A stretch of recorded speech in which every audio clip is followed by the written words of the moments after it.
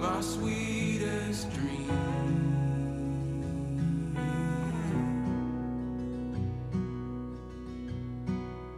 Now my heart is calling, reaching for your arms. Has it been that long? Again I've fallen through to meet those eyes so blue from across the room. You are my 100 million. You are my only one. You are my 100 million. You are my only one.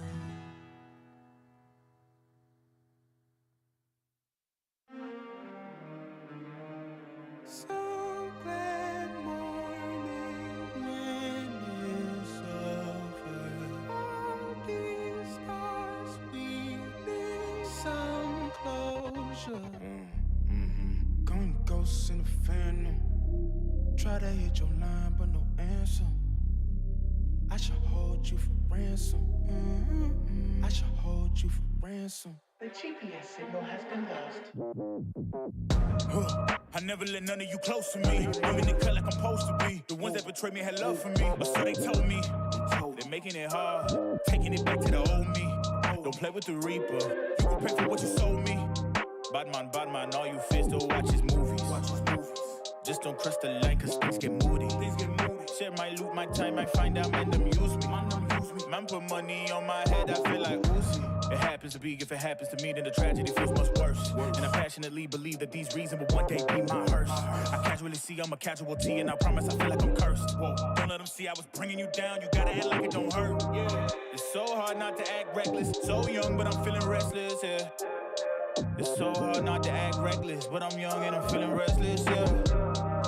Coming to worse and it's coming back round for you. Going ghosts in the phantom. Try to hit your line, but no answer. I should hold you for ransom. I should hold you for ransom. Going ghosts in the phantom. Try to hit your line, but no answer. I should hold you for ransom.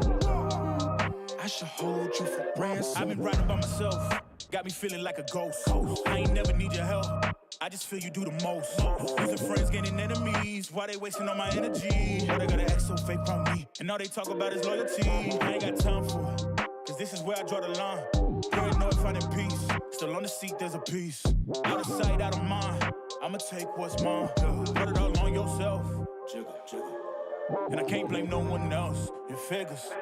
But now I watch who I move with. The smaller the circle, the better. It's easy, there's no more problems to settle. I'm looking down on you now, know there's different levels. It's so hard not to act reckless. So young, but I'm feeling restless, yeah. It's so hard not to act reckless, but I'm young and I'm feeling restless, yeah. Coming to worse and it's coming back round for you. Going ghosts in the phantom. Try to hit your line, but no answer. I should hold you for ransom. I should hold you for ransom. Going ghosts in the phantom. Try to hit your line, but no answer. I should hold you for ransom. I should hold you for ransom.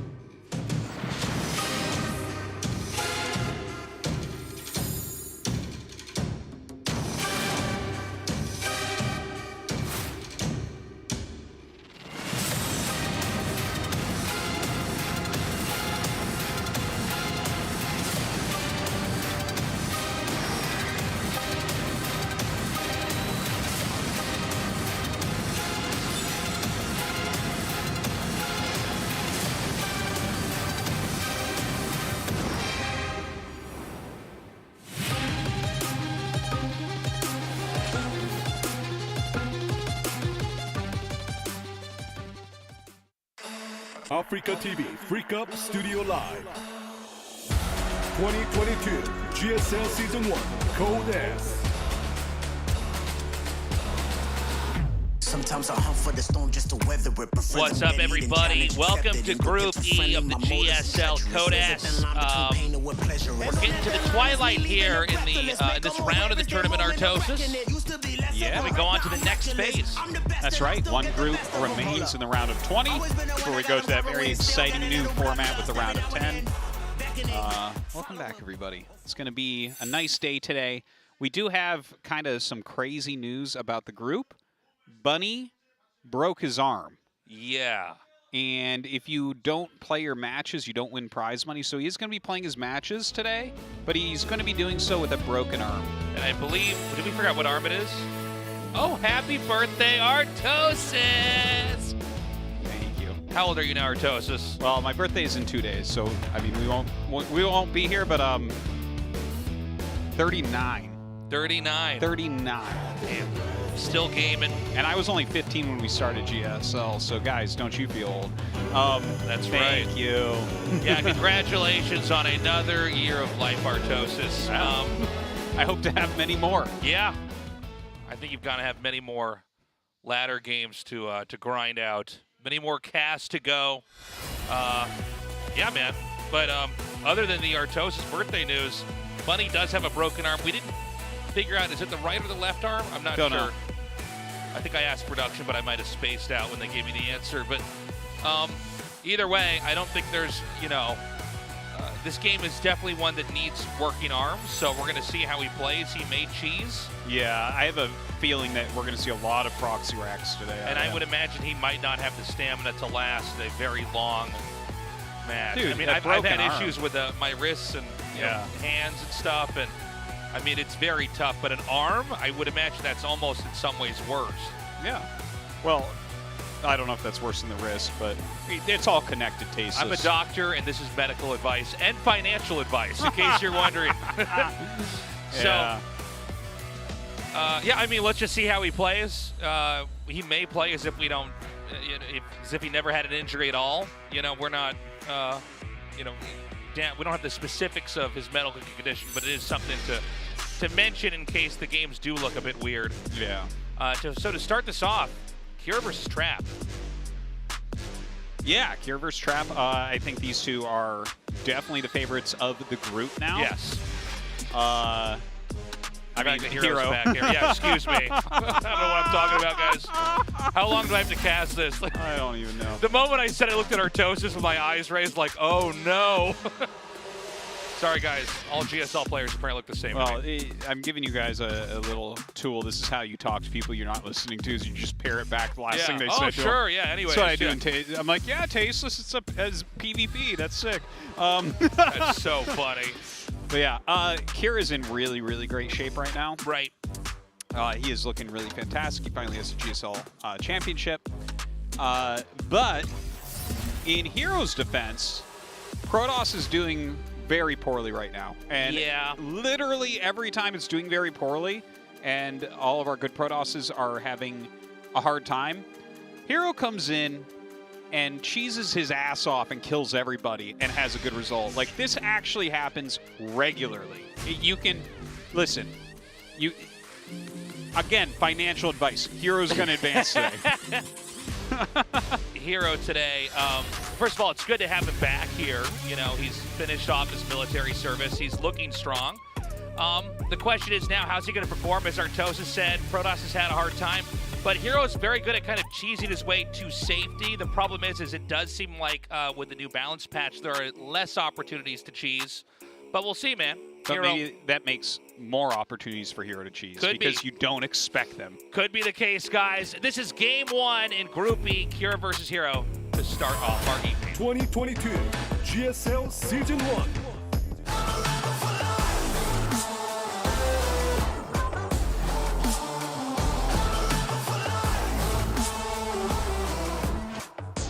And in other news, Kira's arm is also broken, and he will be cheesing all night as well.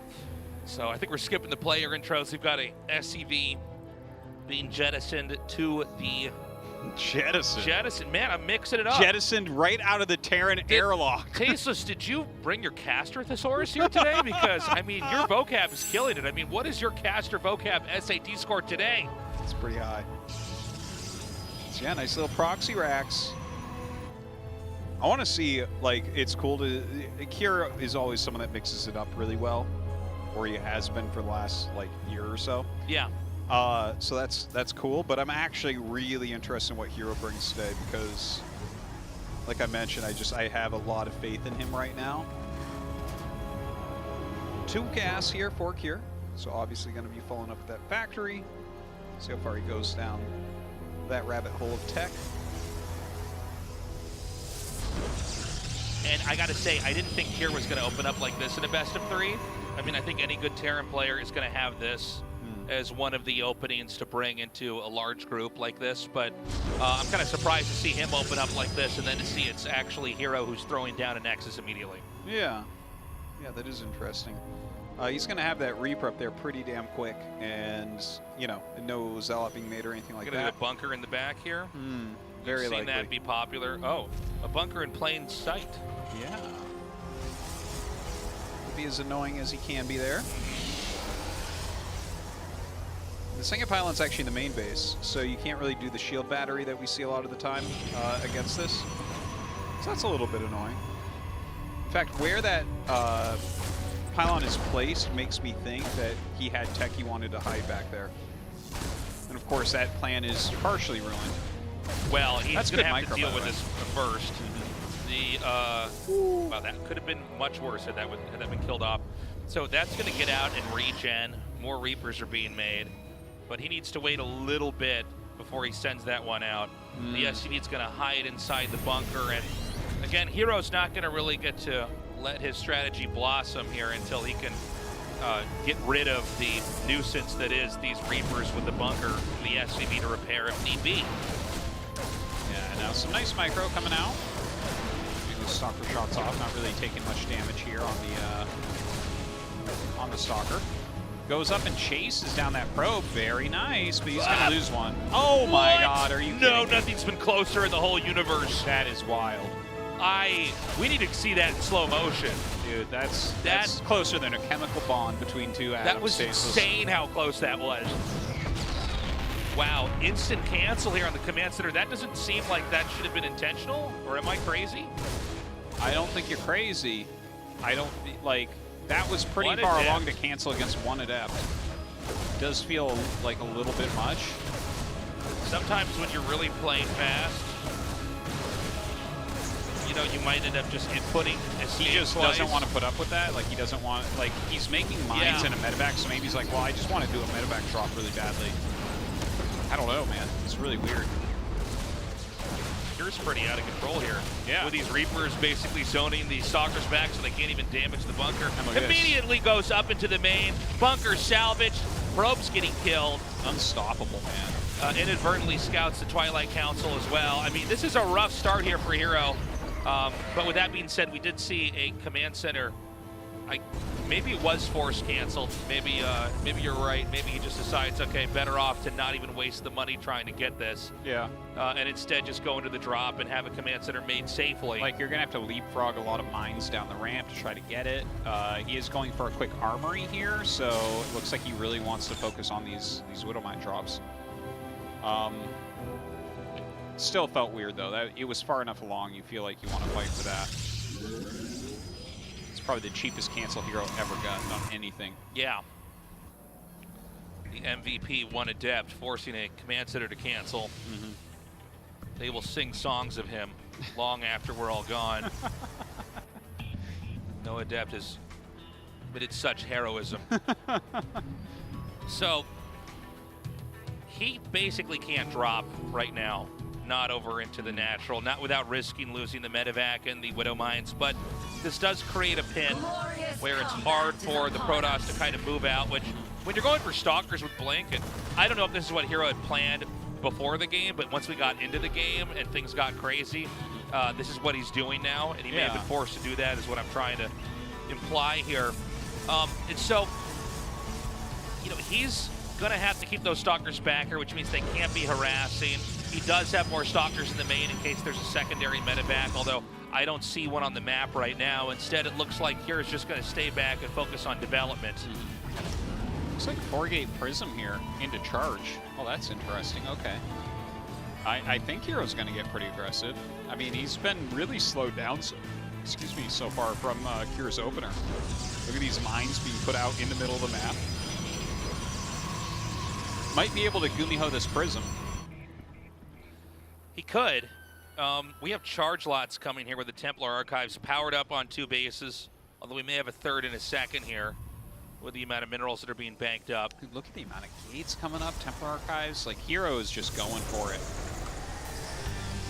He's pushing all of his chips into the center of the table, Tasteless. Yeah. So the medevac's still ready, basically waiting for the Protoss to start to become active on the map so that you can come in. And unfortunately, it's a poorly placed medevac because it's in vision range. Honestly, if you see a medevac not moving with an observer, it's like really ideal because all you got to do is keep one eye on that. Yeah. And the moment that it actually starts to move out, you immediately know things are on the move and you can come in there and punish that.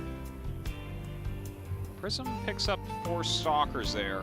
It seems like Kira is pretty well defended here. I don't think you're going to find much damage. I think this right is now. really a circumstance where he just knows he can do something with this medevac, so he might as well try to kill a turret, maybe this Marauder, not even the Marauder, but, you know, trying to get something done. Oh, that was sick. Yeah, feedback into the snipe there. Picks off the mine before it can actually burrow as well. Nicely done by Hero. He does have a pretty good amount of supply right now. Has his... Well, there's no, like, probes at the third. Is there Tasteless? No, not yet. Another gateway coming, Storm about to finish. Maybe he never intended to make the probes to actually fill that in. Maybe it's kind of a weird aesthetic, for lack of better words, where you make the Nexus but don't bother to fill it up, but instead spend the extra minerals on gateways to try to fill that up. Sure. And basically flood them. Those placeholder Nexuses. But to be honest, you know, a flood on a 2-base powered up Terran is one of the harder floods to pull off. Mines, bunker, siege tank on high ground. It seems difficult to break this, but Hero does have a lot of supply. He has a big army. Let's see what he can get done. Here we go, charging in. Auto turrets going out. Beautiful auto turrets. My God, they just rip up everything. Trying to get some storms off and can't do it. Production tab empty for Protoss, full for Terran. Not a good situation here. Yeah, just really no way he's going to be able to get in there. I think this would have made more sense with a third base. By the way, probes are now being made to try to fill up that location. But, you know, some of this I feel goes back to like RTS 101, or at least StarCraft RTS 101, where, you know, a player on 3 bases can never flood a player with less spaces, right? Like, if you're way ahead and the game's kind of had a normal tempo, even though that Nexus wasn't used, I mean, the reality is it's not like Kira had a command center he also didn't use on his side of the map. So, you know, and Terran overall are very good at being kind of hunkered down. Oh no, is he going to get anything out in time? Well, he might get a decent hit. 4 kills, not bad. Recall at the natural. At least 5, maybe more. 7. Oh, and I'm sorry. He's not done, Tasteless. I thought that was the last Widow Mine, so there's going to be one more coming in here. Well, damn, that's pretty good. Yeah, very successful drops here. 10 probes going down. Floating over his own 3rd command center now. Under, like, there's no way he's going to take any damage. He even has ghosts out here to EMP. Decent sized storms, but really this is not looking super hot for Hero. He doesn't have that many workers. His army is smaller. He doesn't have upgrades. It was a pretty out there play to make the 3rd Nexus not make probes and then try to stampede over. Well, he clearly wanted it a lot earlier. I think he was trying to go 2-gate blink obs into 3rd, and then the mine drop came and screwed him up after the initial, you know, couple of Reapers in the bunker. Now that's really good. My God. That was so crazy good. If Hero was controlling that army, he couldn't have gotten more damage on it. Yeah, literally, actually. Well, the medevacs do have a little bit of energy left, but not that much. And it looks like now the fight's actually going to come. He tries to chase him down, doesn't snipe the tank, but nearly kills it off. Yeah, let's see what he can make happen at this point. Uh-oh, that's not good. Oh boy, it's pretty bad for Hero, man. Like, he has half of a good engagement, then everything gets EMP'd and killed by mines, and he loses all of his probes to a Raven.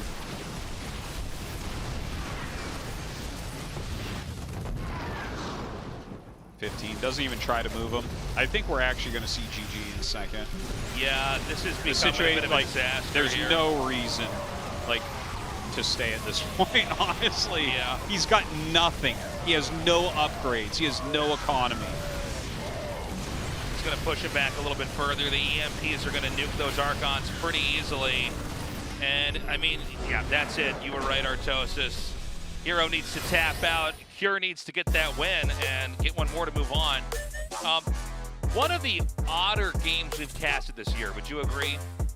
Yeah, there was a couple things that kind of caught me off guard there. Like, Cure messed with Hero. I guess the cancel was good because he got his mines out, and the mines really screwed everything up for Hero. Like, he blocked the cloak finish just in time that he could block the third base for a while. You know, he got some probes and everything. He kept Hero back. Hero tried to do some sort of counterattack. It didn't work. So, well done from Cure. I don't think that that's necessarily what everything will look like, but Cure has a really good way of getting aggressive against aggressive players in this matchup, and it works out well for him because, like you said, right, like he's sitting there kind of powering on 2 base after a nice aggressive opener, and it's hard for anyone to do anything to him at that point. Yeah. Guys, game 2, Glittering Ashes is where we go next. Right now, Cure with a 1-0 lead over Hero. 2022 GSL Season 1.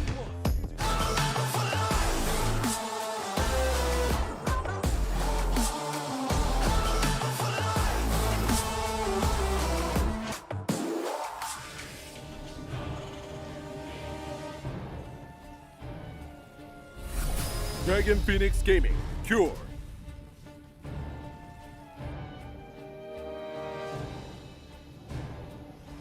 Oh. Oh? Yeah, there's Dragon Phoenix Gaming, sorry. Hero. There's an SCV on the map, again, moving out. So this could be the same Reaper build once more. Could be. Hero's got a dead serious look on his face. Yeah. Sometimes players that are known for doing a lot of kind of crazy all-ins, you know, or doing really aggressive stuff, one of the best ways to play against them is to actually be even more aggressive.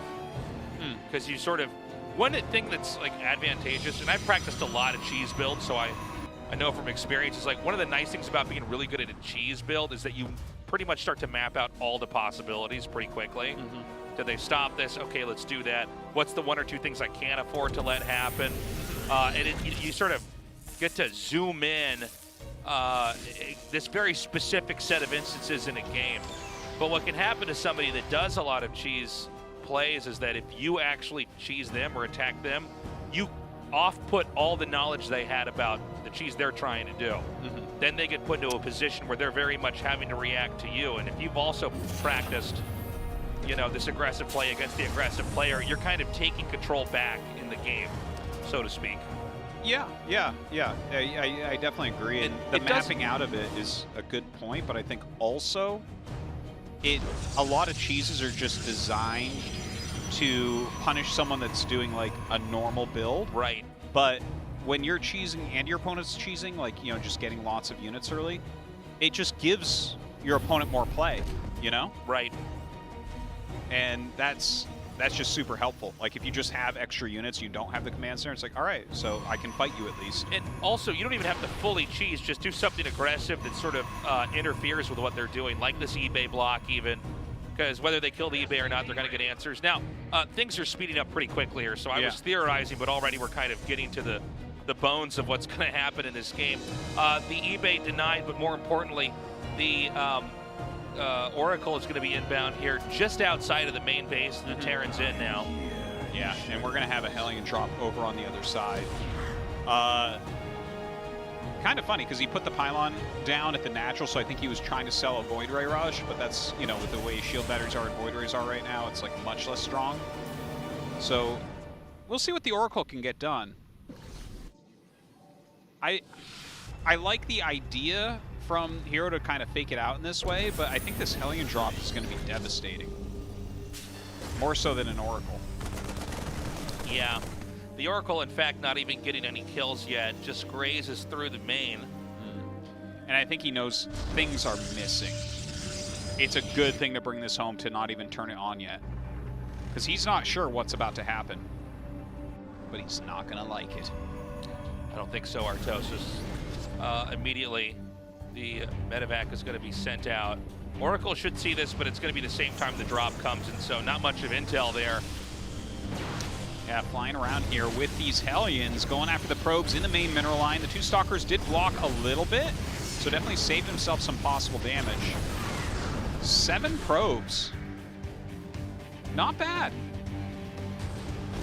Yeah, definitely a little victory there for Kira. Even keeps the medevac alive. It's tagged, but you know, more importantly, it's still in the game. It can generate more threats later on.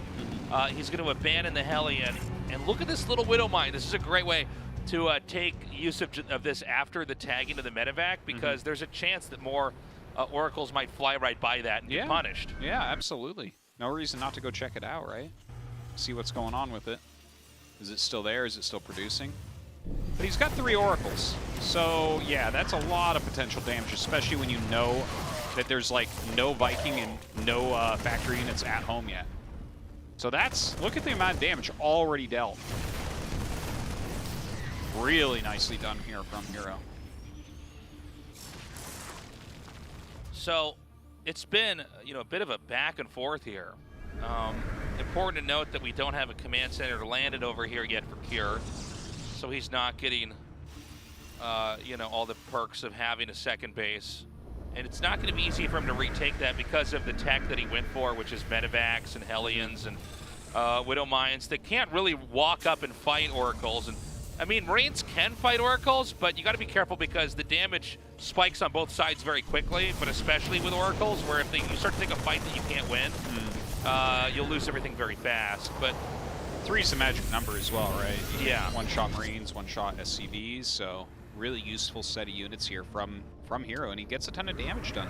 There are Widow Mines out on the map, and, you know, I think Hero is certainly not going to be ready. If he just right-clicks back at home, he might just run right through a mine. So we want to keep that in the back of our minds as well as this game picks up. Yeah, let's see how this goes. Boosting in now with 3 mines. There's only 2 Stalkers here. Oh boy. Oh my god, he's not pulling anything! Well, that's a huge amount of damage. 12 kills on workers, and I didn't actually see how many Stalkers. Was that, what, 1 or 2 or something? 1 Stalker dead and 12 probes, so ridiculously strong. It's funny, though, because he's still up 12 workers after that. Yeah. Like, that shows how far ahead these Oracles really got him. Don't forget, like, the Hellions got, what, 7?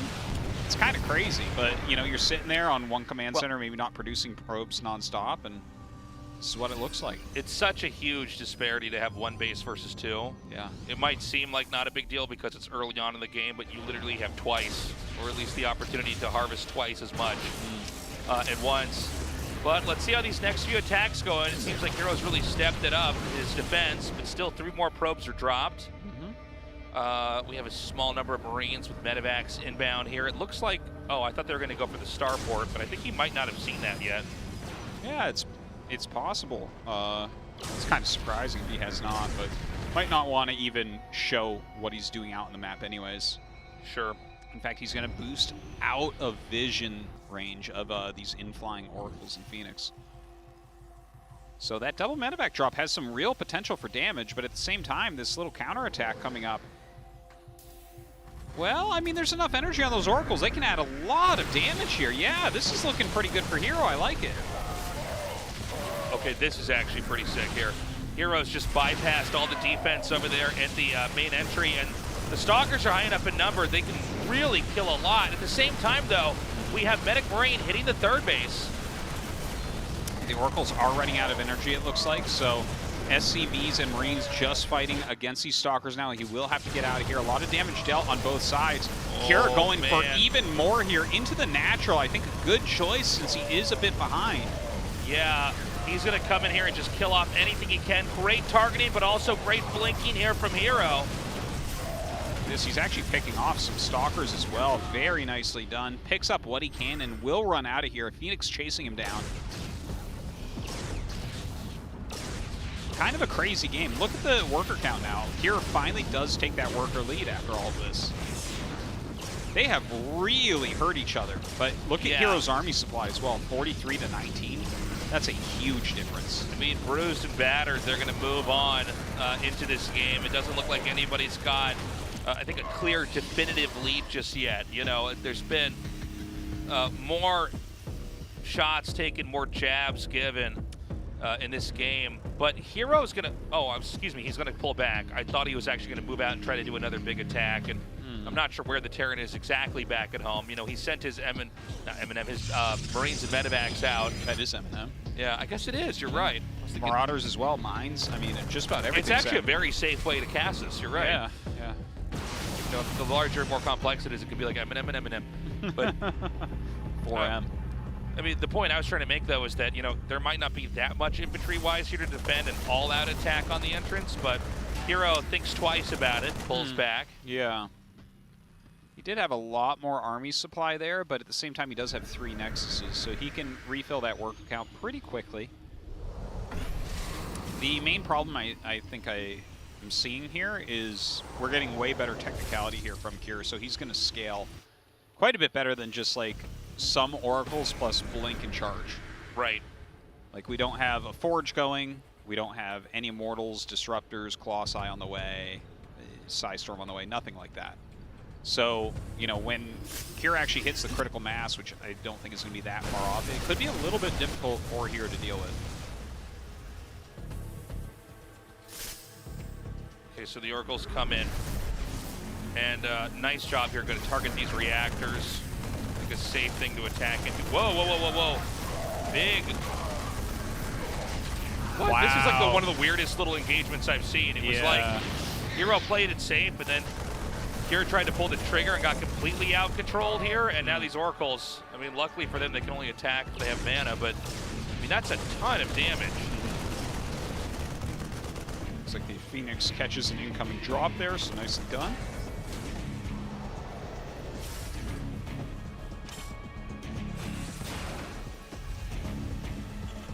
Prism on the way right now. But yeah, look at the production tabs. I think that when you see it like this, you know that it's not super healthy for Protoss.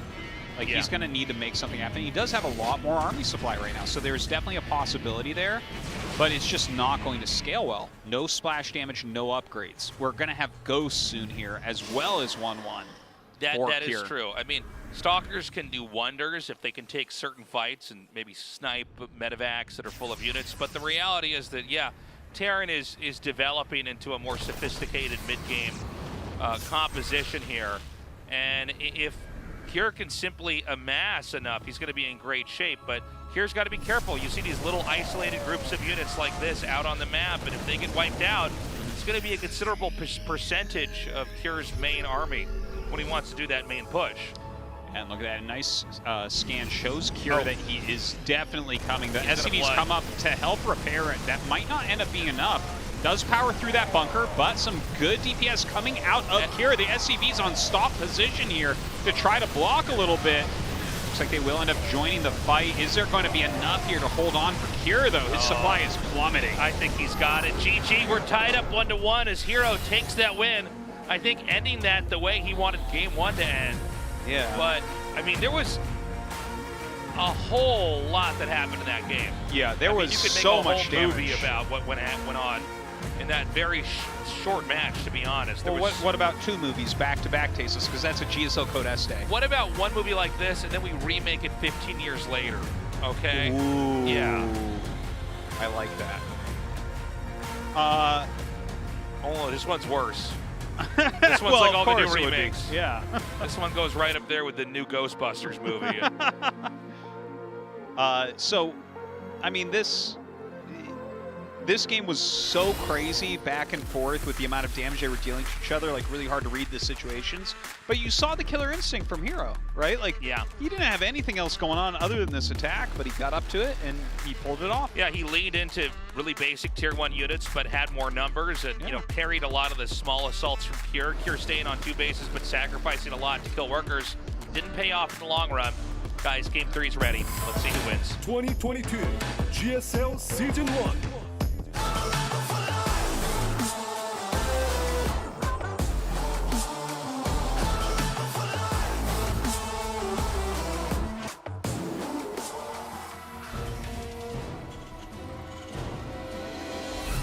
Dragon Phoenix Gaming, Cure.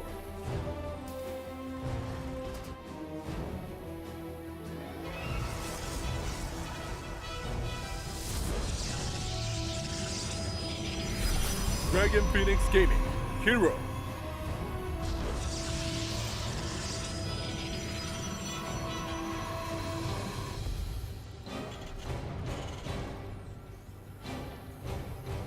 Okay.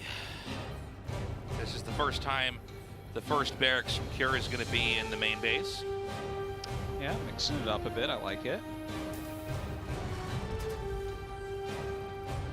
And look at this, Hero, 2 gates. I love it.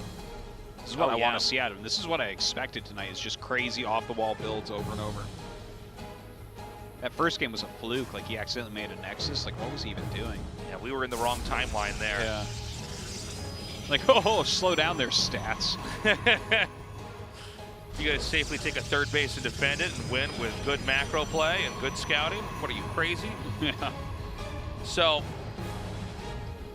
yeah, I mean, Hero should have something pretty explosive to start things off with the, you know, double gate. I'm very interested to see what he's going to do with the double gate. It's also funny to see that even though, you know, one game Hero wins, the other he loses, he's tried 2 times now to basically force victories with huge throngs of tier 1 units into the Terran's Natural, which, by the way, is not a normal way to win this matchup right now. But maybe it should be.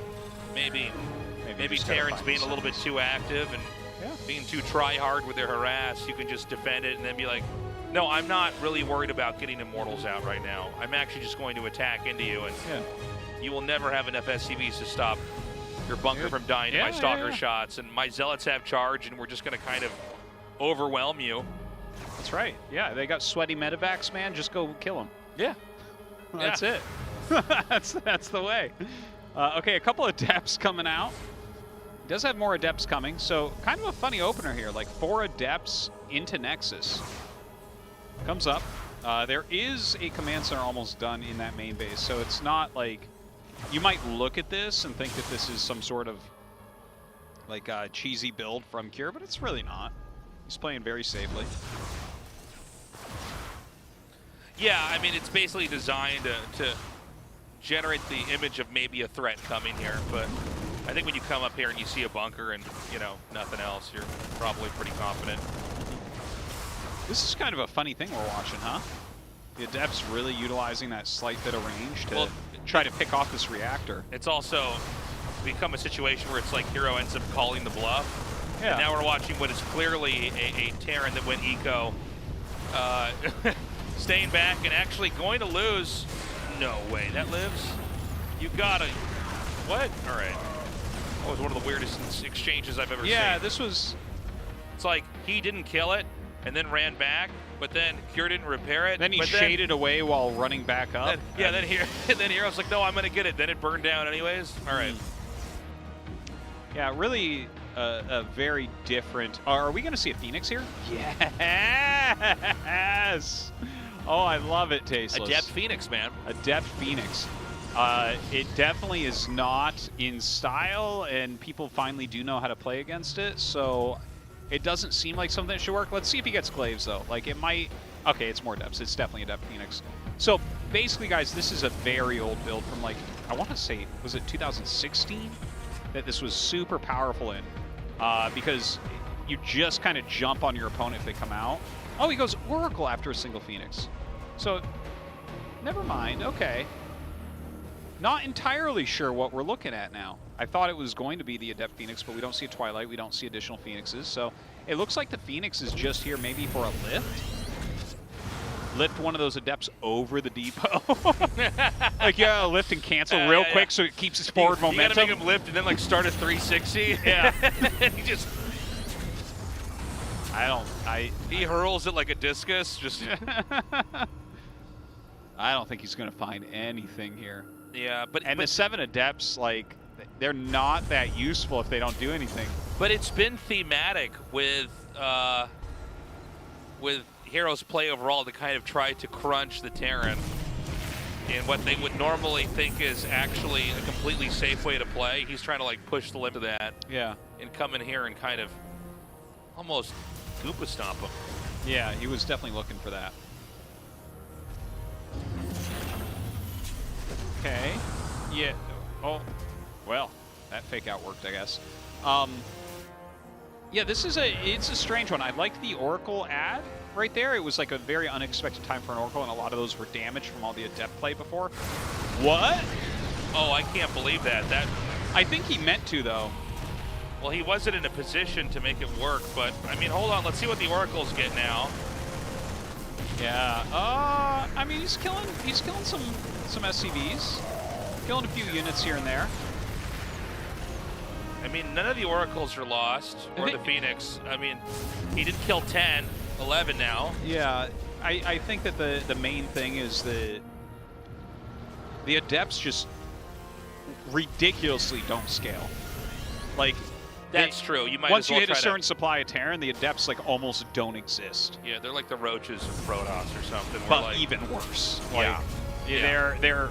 I mean, there are situations where occasionally you can see them later on in the game with the main part of an army. But yeah, like I think he was just like, well, this is the best we're gonna do, and he created I can't even speak. He created a diversion for his Oracles to come in. There you go. Yeah, he did.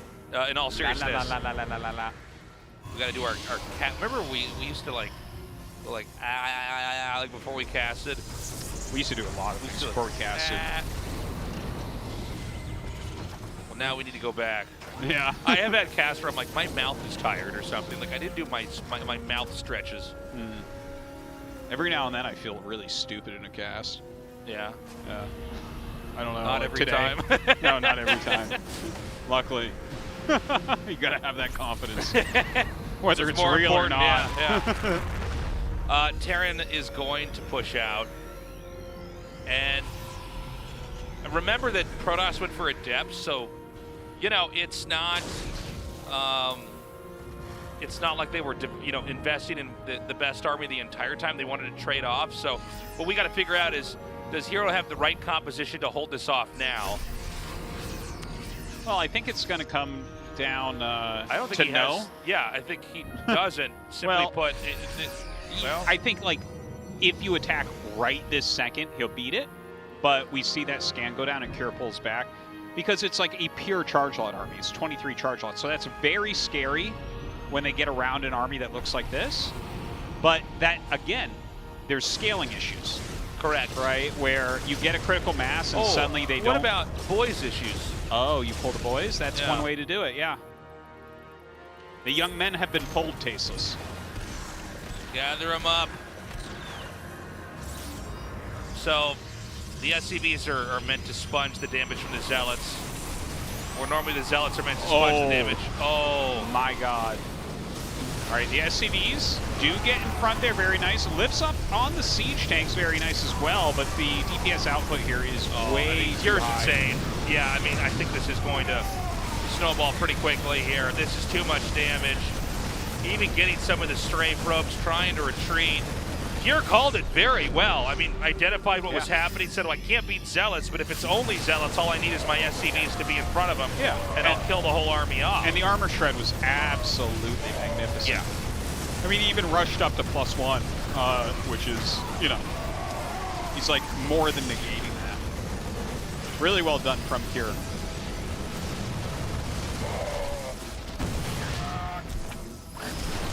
Yeah, so it seems like Heroes games so far today were like making a lot of gateway units and try to like kind of catch your opponent without enough. Yeah. And when they're playing like this, here's the thing, right? Like the Protoss splash is very scary, and to go into that late game, like a lot of Terrans have a hard time playing against Disruptor, Colossus, Psystorm, and whatever combination of those.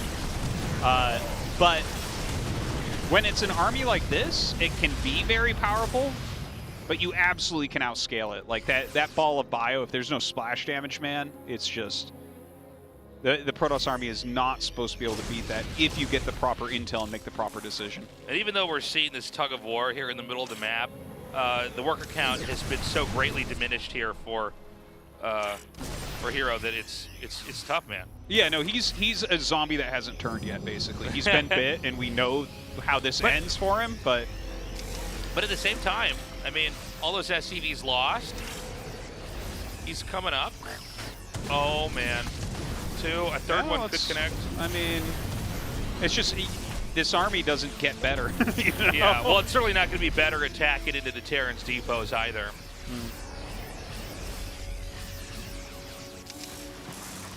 Okay, we're going to sit behind the wall.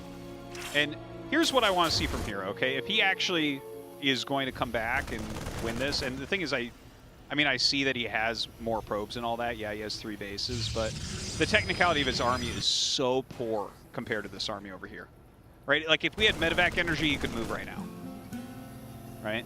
Yeah. But, like, I think you need to try to rush up into some sort of splash. What about Boys 2? Pull the boys once again? Yeah, the sequel. Re-rally the boys. Re-rally them. This is Rudy 2. What about the boys in 3D?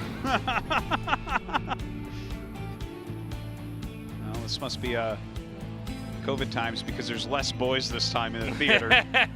That's right. This one maybe not as much of a box office hit as the first.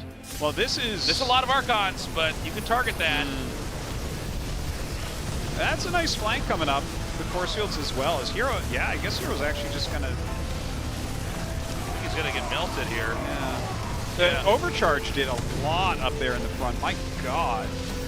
Well, we're kind of back to the same position as before, only now it's 54 workers for Hero and 15 SCV. Yeah. So I feel like over time we've seen Cure kind of all in too many times, where I think as long as Hero doesn't die, he's okay. And that's why Hero's microing his heart out right now. I mean, 14 workers left plus mules. You could still kind of fund this, but I don't know, man. Well, he's trying to micro here. Like, if concussive shells worked on Archons, maybe he'd be able to whittle this down.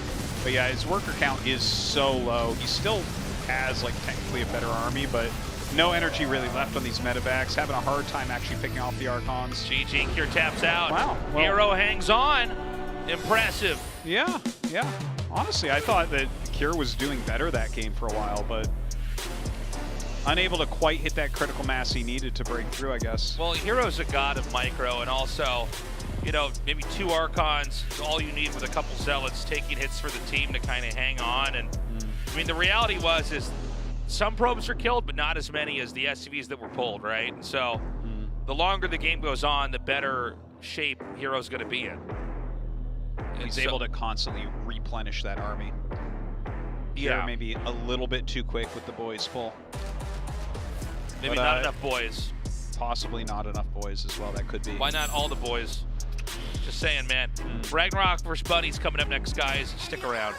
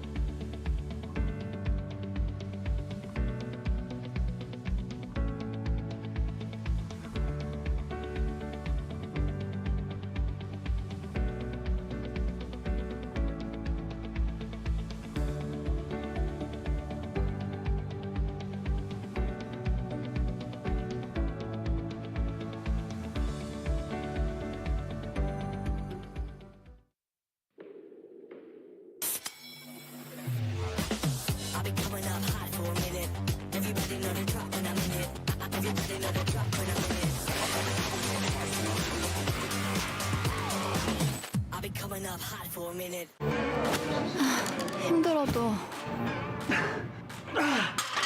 어려워도 이렇게 멈추면 내가 아니지. 오늘이 보여. 새로운 나를 만든다. 나의 레벨은 다르다. 어나더 레벨 핫6. 어려워도 이렇게 멈추면 내가 아니지. 오늘이 모여 새로운 나를 만든다. 나의 레벨은 다르다. 어나더 레벨 핫6. 아침은 라떼 홀리 점심은 라떼 홀리 저녁엔 라떼 홀리 풍부하게 달콤하게 라떼 홀리 달달한 충전이 필요할 땐 칸타타. 라떼 홀리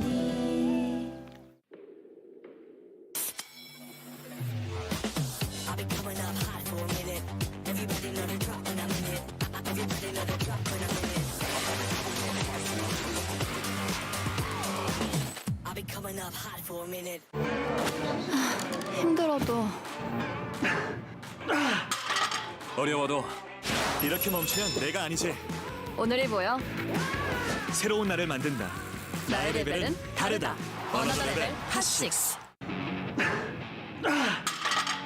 어려워도 이렇게 멈추면 내가 아니지. 오늘이 모여 새로운 나를 만든다. 나의 레벨은 다르다. 어나더 레벨 핫6. 아침은 라떼 홀리 점심은 라떼 홀리 저녁엔 라떼 홀리 풍부하게 달콤하게 라떼 홀리 달달한 충전이 필요할 땐 칸타타. 라떼 홀리 Today's matchup. Pure Hero RagnaroK Bunny. Most competitive 1 versus 1 game. Africa TV Freak Up Studio Live 2022 GSL Season 1 Code S. Thanks for waiting, everybody. We're back, and we are ready to go into the next best of 3. This is RagnaroK versus Bunny. And let's see how Bunny plays. We were informed that his arm was broken, but when I looked on the break, it didn't look like he had a sling on, so maybe there's different terms for broken here than what we were told. But arm injury regardless. Let's see how he can perform. He's going up against RagnaroK. I definitely think it's fair to say Bunny is favored here. Yeah, as long as he's actually in the physical form, I would really favor him against RagnaroK. I think Bunny is pretty clearly like a top 2 to top 3 Terran in Korea right now. RagnaroK, like, he had some really good games like a couple years ago, and like looked like he was rising to the top. but then he kind of went back down to his regular level for the most part. He occasionally still puts out a good game, but I think some of the nerfs hurt him, like some of the queen walk stuff that he has always liked is not going to work out so well. Doesn't affect this matchup as much. Guess we'll see how he does. Definitely in a good mood down there. So again, Bunny has sustained an injury, just fell over, nothing related to actually gaming. But yeah, let's see how Bunny can perform here. I mean, I think, you know, raw ability, I think Bunny just scores higher. He's also had a great last 2 years. I think really bringing the best iterations of himself in most of the GSLs that we've casted. But again, you never know how an injury can impact somebody. I think if you guys watch a lot of GSL, the player we've had the most experience with casting while being injured is probably Beyond. But I think sometimes his mentality plays a role in that as well. But yeah, let's see what Bunny can do. His arms don't look broken to me, Tasteless. No, I think he's wiggling them around. Injured. Right arm definitely the injured one though. Guys, we're ready to get into this. Glittering Ashes. Map 1, RagnaroK versus Bunny. 2022 GSL Season 1.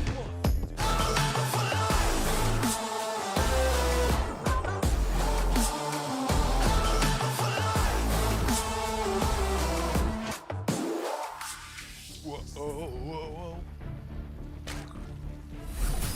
Alpha X, RagnaroK.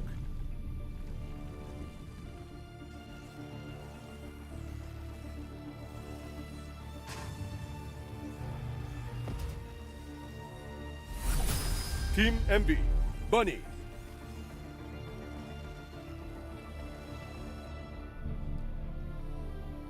So there's a drone that's been immediately sent across the map. And it looks like there's going to be a hatchery here. Yeah, and Bunny's going to find that like as quick as you possibly ever could. Literally ever. Yeah, and it looks like Bunny was actually planning here to go for a command center first, so that's like kind of funny. A lot of SCVs being pulled down to attack, and when you experience proxies like this that are this close to you, if you find them right when they start, you can just send workers to attack it, because you can know the exact number to basically kill the building by the time it's finished before anything of use can be made out of it. And so this is pretty bad right now for RagnaroK, and it's awkward. I mean, this SCV number, this is definitely the right amount. So, you know, behind this, yeah, that health is going down. You know, it's either he cancels, and it looks like this would be killed before it would even finish. Dude, these SCVs think they're musketeers. Like, they jab it with their drills, then pull them back. He's like, ha-ha! If they just kept their drills on there, their DPS would double. Yeah. Bunch of idiots. They should do it like they mine. And so, it's going to be a double expo behind this, but and just taking the gas as well. Another thorn in the paw here of Bunny. I mean, that can't have been good for RagnaroK. No, that has to be terrible, man.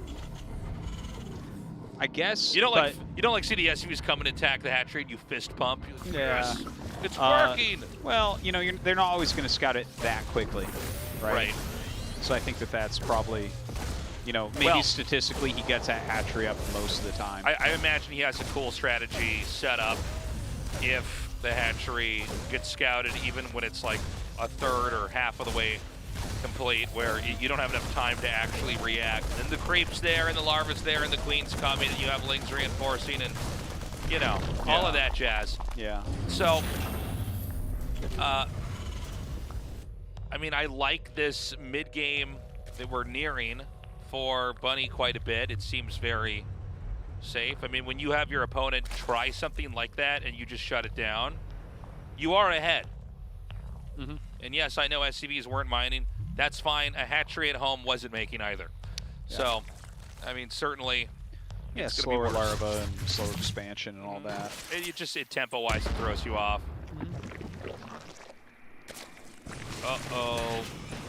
Just gonna push that Reaper back. It's good defense here so far from RagnaroK.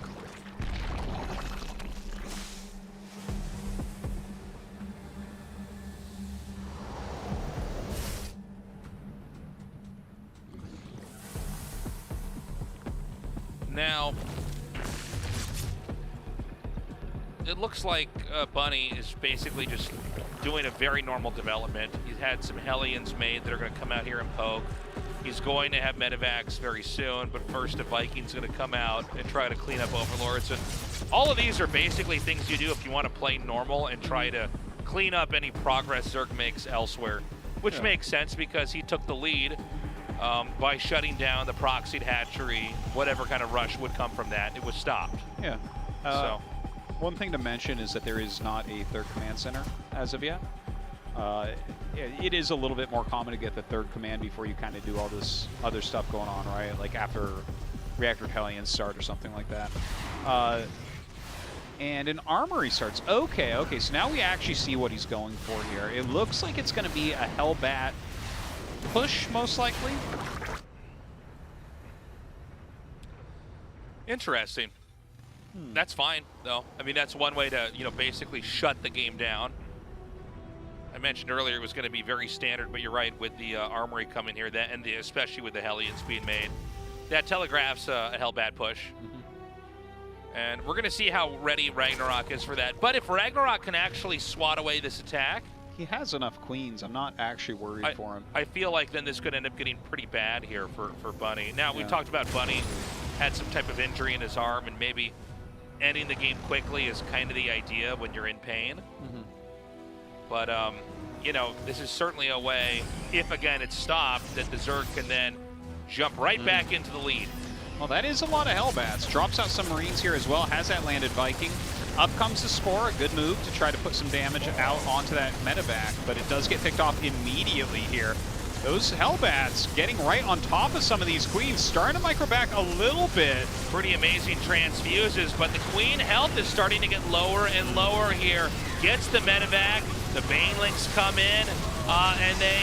It was a great split there, though, wasn't it? He needs a little bit more damage, and these Hellbats are all going to start to pop. Yeah, they're Can't all let very him get low. into this line, though. And there you go. It's going to get clean. So at the end of the day, the army is traded out for like 5 queens, 7 queens. 7 queens end up dying, the Lings, the Banes. Did you like that a lot? Or No. No, I didn't either. I don't think it's very good. I don't think it was... He technically got more value, but like we were talking about before, his third command center, like he skips that to get this attack going.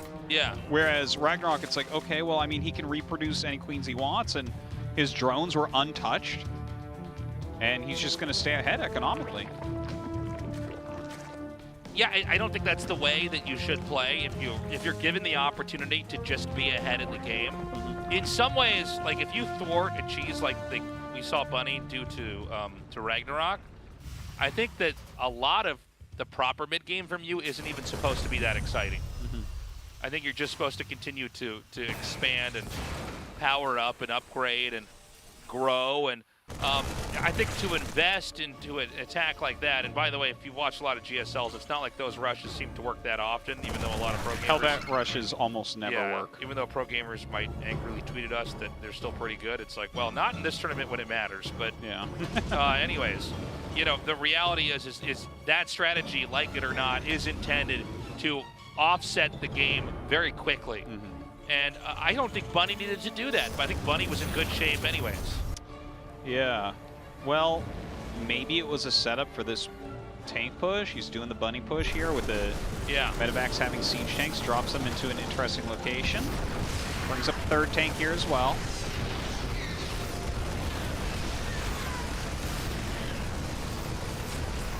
Baneling speed is not done. I mean, this is going to be kind of difficult. I feel like he does kind of need Baneling speed, but here we go. He goes in surrounds as best he can. Oh, man, this is so much damage. Wow. And I think this may be the point of no return here. That was a smash without the Baneling speed as well.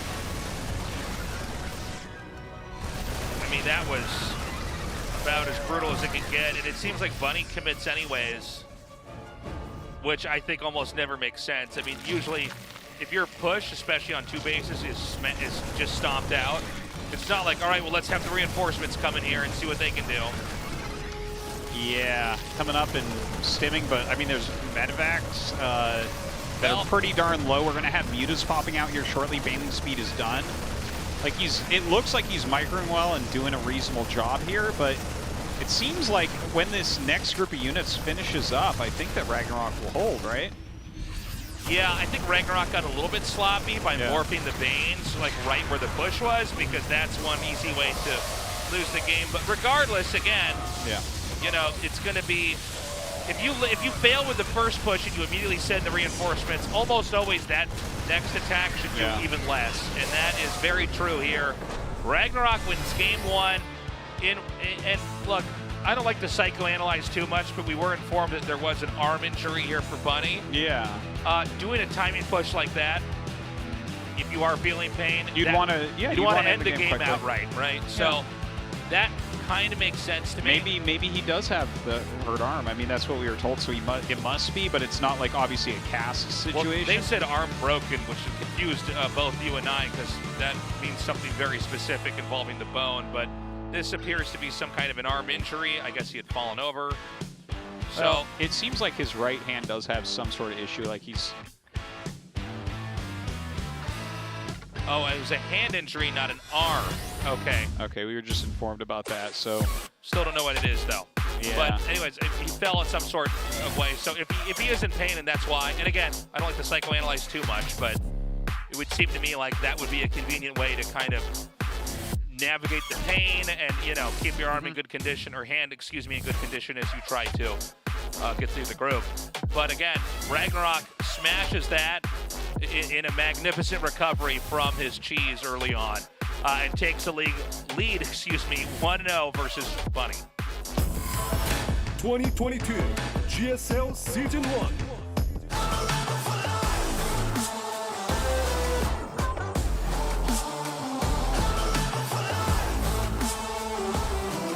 He's doing it again. He's doing it it's again. The Groundhog's Day cast. We got to cast this perfectly. Well, that'll never happen. Can't make everyone happy, Tasteless. We gotta do this perfectly and make that Midwestern lady fall in love with us. This is the Groundhog's Day. By the way, cast. We were just informed that apparently he did have a cast, and it came off yesterday, and he's still in pain. So, what did the lady do in Groundhog's Day? She was a reporter, Bill Murray, right? Bill Murray was the reporter, yeah, right? They both were, though, I believe. Was she as well? If I'm recalling correctly, yeah. Maybe you're right. Okay. Yeah, they worked together, right? I actually can't. Maybe she was the producer and he was the reporter. I think that's something like what it was. that. Yeah, and he yeah, was I believe the she was the cameraman. Or the broadcaster on camera. He was, he was the on-camera. It's like, I don't know what my job is. I'm like, I'm a cameraman because I'm a man on camera. It's like, no, dude. You're a trash man because you're trash. All right, I can go. Yeah, great.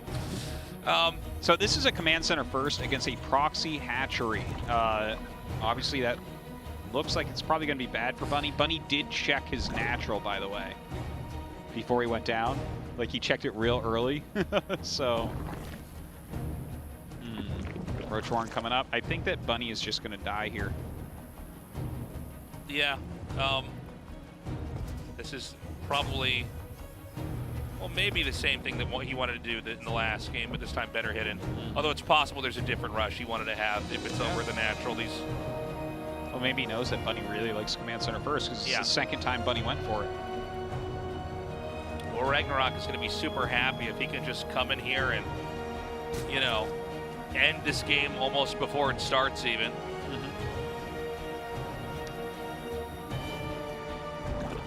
Well, that's what's going to happen, Tasteless. There's 3 roaches being made. There's like a Reaper halfway done. Yeah, Reapers are not great against roaches. Not so much. It's Zlings are going to see this command center first. Hello. Yeah. He's going to have to try to keep his eyes open while laughing so hard, because all he has to do is send stuff here to kill him. Pew. He's just sitting here thinking about how easy Starsea is, man. Yeah. And now there's going to be the moment of realization here for Bunny. And yeah, he just nodded his head. He just nodded his head. He goes, okay, yeah. Yeah. That's going to be what I'm doing. Yeah, the SCV's coming down, trying to get us around. Obviously, RagnaroK's not going to allow that to occur. Bomb out that bunker before it can get in. The Overlord even coming to spot everything on the high ground. Trying to make an add-on here. Definitely wants a Cyclone. GG, short and sweet. RagnaroK moves on. Bunny in the losers match. And, you know, RagnaroK, gosh, that was actually such a short series, by the way. What is it? Yeah. It was like under 15 minutes, I think. Very, very fast. Just how RagnaroK wants it. Now, you know, that's it. RagnaroK goes to the winner's match and will play hero. So he's going to get his ZVP. Right. Which probably is not what he would be expecting, right? Like, you generally think that Kira is going to do a bit better because he's been so strong lately. Yeah, but Hero, you know, he left on a high note. He's returned on a high note here, so yeah, he clearly hasn't lost his mojo in that sense. And yeah, that's it, guys. That was an extremely short match. We'll see what happens in the winner's match with RagnaroK versus Hero after this short little break.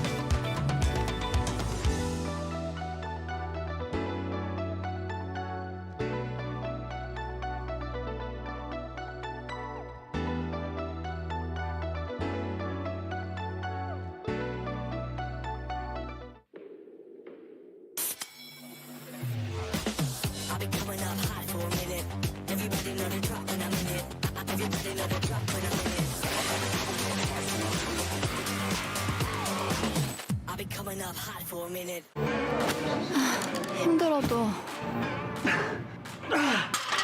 어려워도 이렇게 멈추면 내가 아니지. 오늘이 보여. 새로운 날을 만든다. 나의 레벨은 다르다. 어너더 레벨 핫6. 어려워도 이렇게 멈추면 내가 아니지. 오늘이 모여 새로운 날을 만든다. 나의 레벨은 다르다. 어너더 레벨 핫6. 아침은 라떼, 점심은 라떼.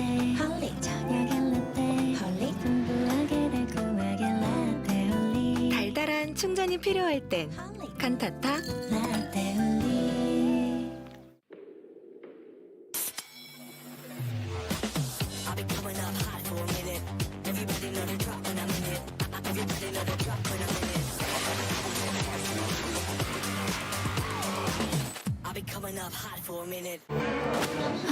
힘들어도 어려워도 이렇게 멈추면 내가 아니지. 오늘이 보여. 새로운 날을 만든다. 나의 레벨은 다르다. 어나더 레벨 핫6. 어려워도 이렇게 멈추면 내가 아니지. 오늘이 모여 새로운 날을 만든다. 나의 레벨은 다르다. 어나더 레벨 핫6. 아침은 라떼 홀리 점심은 라떼 홀리 저녁엔 라떼 홀리 풍부하게 달콤하게 라떼 홀리 달달한 충전이 필요할 땐 칸타타. 라떼 홀리 일단은 쉬었어요. 좀 IM의 패배를 잊기 위해서 술도 많이 마시고 다른 거를 하려고 했던 것 같아요. 다녀와서 GSL 예선이 있었기 때문에 바로 좀 연습 좀 하다가 뭐 풋살도 하고 못 지냈던 와이프랑 시간도 보내고 하면서 지내고 있습니다. 예선 딱 뚫고 끝나가지고 계단에서 운동하다가 자빠져가지고 팔을 잃었습니다. 원래 IM 준비하다가 코로나 걸려가지고 치료하고 그때부터 이제 운동하면서 살고 있어요. 개인적인 멘탈보다는 좀 기대에 충족하지 못했다는 그런 안타까움이 있었고 뭐 군대 갔다 와서 첫 대회니까 경험 삼아 왔다 생각하자 하면서 그냥 잘 넘어갔던 것 같아요. 예전부터 큰 대회에 약한 그런 트라우마 같은 게 조금은 있었는데 이번에 좀 극복하고 싶었는데 마음처럼 잘 안 됐던 것 같아요. IM 아쉬움이 좀 더 컸는데 거기 그 폴란드에 있을 때는 갔다 와서는 방금 생각하니까 기분이 좋아졌어요. IM 갔다 오고 자신감이 많이 좀 올라와서 연습 때 되게 잘 되더라고요. 그래서 얼른 빨리 낫고 다시 연습을 하면은 왠지 또 느낌이 좋을 것 같아요. 한 번 더 해보고 싶은 게 너무 커요. 왜냐면은 좀 노력의 결실을 어떻게 보면 처음 맺어봤던 거라서 한 번 더 그렇게 좋은 결과가 나왔으면 좋겠네요, 올해도. 이번 GSL IM 못했으니까 더 열심히 할 수 있는 동기부여가 생겼고 그래서 더 잘할 수 있을 것 같아요. GSL은 항상 저한테는 꿈이었던 것 같아요. 잘해본 적이 없어가지고 GSL에서 프로게이머 그만두기 전에는 꼭 잘해보고 싶어가지고 이번에도 남다른 각오로 임할 예정입니다.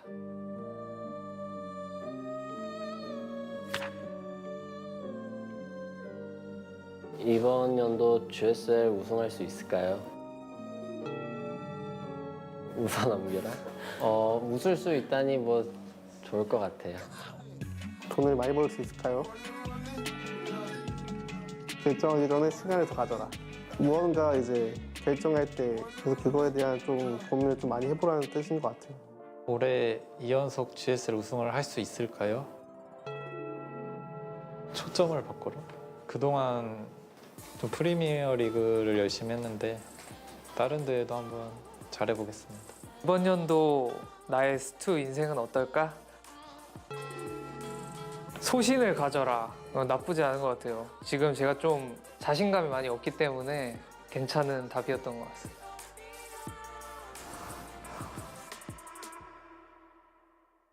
Today's matchup. Pure, Hero, RagnaroK, Bunny. Most competitive 1 versus 1 game. Africa TV Freak Up Studio Live. GSL Season 1 Code S.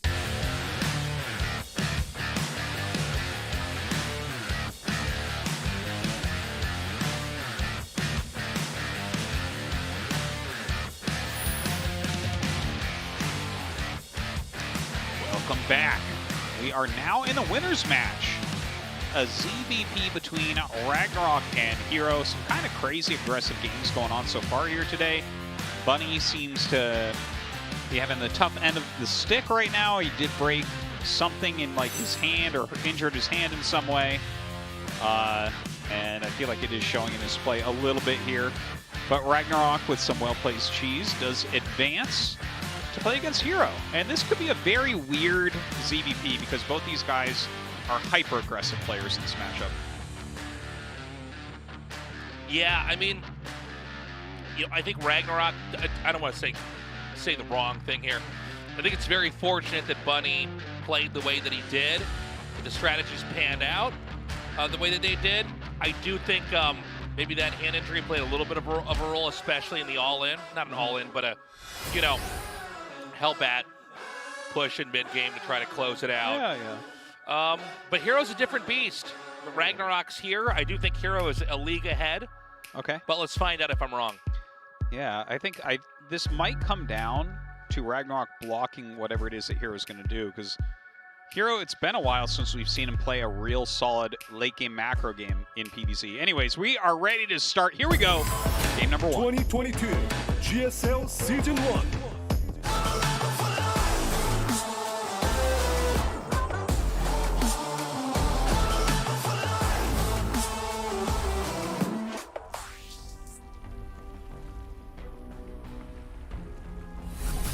Alpha X, RagnaroK.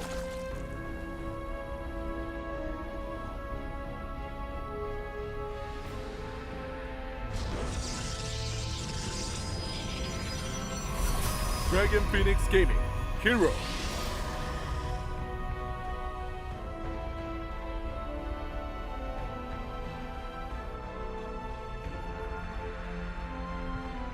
Mr. Hatchery, not at my natural man, is what they call you. I guess so, seriously. So he is taking his opponent's gold. There's a second drone on the map. Yeah, what is the second drone going to do? Is he going to go... I don't... He should just make Makes a hatchery third hatchery at the natural. Yeah. Yeah. It might be. Who knows? Oh, I was joking. No, that can't be it. He's like, look at me, I want to make a hatchery. Yeah, no, he's Hey, you can't do that. That's my natural. There you go. So, immediate gas steal. Look at this. Yeah, he's trying. Okay, this is kind of a funny mind game, I think, in a lot of ways. Yeah, this is a big red herring in what the build is. Yeah. Like, he makes it look like he wants to steal that, and then he tries to steal the gas just like he did against Bunny. But this, of course, is a different matchup. Meanwhile, at home, he is getting his pool. Like, Hero hasn't scouted. So he has no idea that RagnaroK didn't just expand at home after this. Roach Warren. By the way, with RagnaroK's shirt and his jacket, doesn't it kind of look like he's wearing a big white scarf? I actually thought he was wearing a big white scarf. You're right, he's not. That was like a weird thing that I thought, and it doesn't make sense. But yeah. Not only did I see that, but I'm like, yeah, he's just got his big white scarf on. Yeah, not the case. It's a t-shirt under a jacket. Optical illusions like those magic eyes. Yeah, look at that.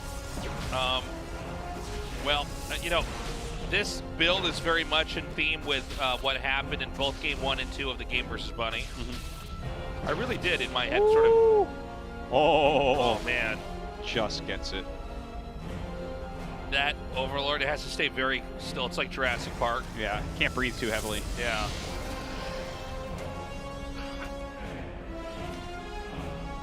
All right, here we go, Tasteless. RagnaroK. All right, RagnaroK. I really want him in the round of 10, Tasteless. Honestly, I'll take it if this is how he gets there. Oh, almost doesn't block. Oh, yeah. it doesn't block. Well, this is a bit of a problem. He throws down a shield battery there. A ton of lings being made. A single Ravager in here right now. And despite Queens not being as strong off of creep, they're still a threat. They still hit air units. Better than nothing. May as well lose a Queen rather than the Ravager. Yeah. Queen taking one for the team. And he's going to go right for this pylon up here. Oh, he gets the Ravager, but there's no more energy. Oh man. Yeah, that's the Ravager's painful. still alive, too. Dude, the Queen really did her part. Look at this, making another Ravager egg here. And now there's not going to be any buildings that can make powered. Oh, hold on. That's so funny. Well, the pylon was almost killed, but you get it. Now it's going to chase these probes down here. This game, I think, is done. Yeah, it's a ton of damage. He's trying to hold on here somehow. Does have Warp Gate done. Let's see. Like, the shield battery has done a hell of a lot here, but the overcharge is gone. He's microed the probes very well. He's going to go for the Nexus. Now, there's more to come from what we see right now. Yeah. But he basically needs to have these Lings get some value, so they're going to get the Nexus in the main. And what we're going to see is the Lings in the main and the Lings that are hitting outside both regroup. In fact, that's happening now. And the pylon's gone. Boy. Yeah. And so are the chances of staying alive in this game. RagnaroK is going to be one win away from moving on to the next round of GSL. Yeah, it looks like everything is going to end up getting picked off here. The backup Queen and Ravager and Lings. I love it, man. That's just such a cheesy. Look at him, like, kind of smile and scratch his face a little bit. Well, this is just one of the better GSL days of my career. Dude, he's pulling a fast one on everybody. Yeah. This is a new era, man. We have RagnaroK cheesing everybody out, about to win a group. We had Creator, 10 years without a round of 16, and he goes and wins his group. Wild times. Look at RagnaroK just Are we having fun? It's fun making hatcheries in different parts of the map. Yeah. Yeah, even Hero, known to cheese, is like, okay, dude. But in all seriousness, can he hide the hatchery somewhere else in the next game? Because he's been doing this every game, regardless of the matchup, regardless of the player. It's true. It's true. Yeah. There's a little bit of banter going on here in the chat with these two guys. You can tell they're just both laughing here. Yeah. And then they're laughing, but then they think, like, wait a minute, I got to go on to the next round. And they kind of stop laughing. This is serious. Yeah. Glittering Ashes, game number 2. Where will RagnaroK's hatchery go this 2022 time? GSL Season 1.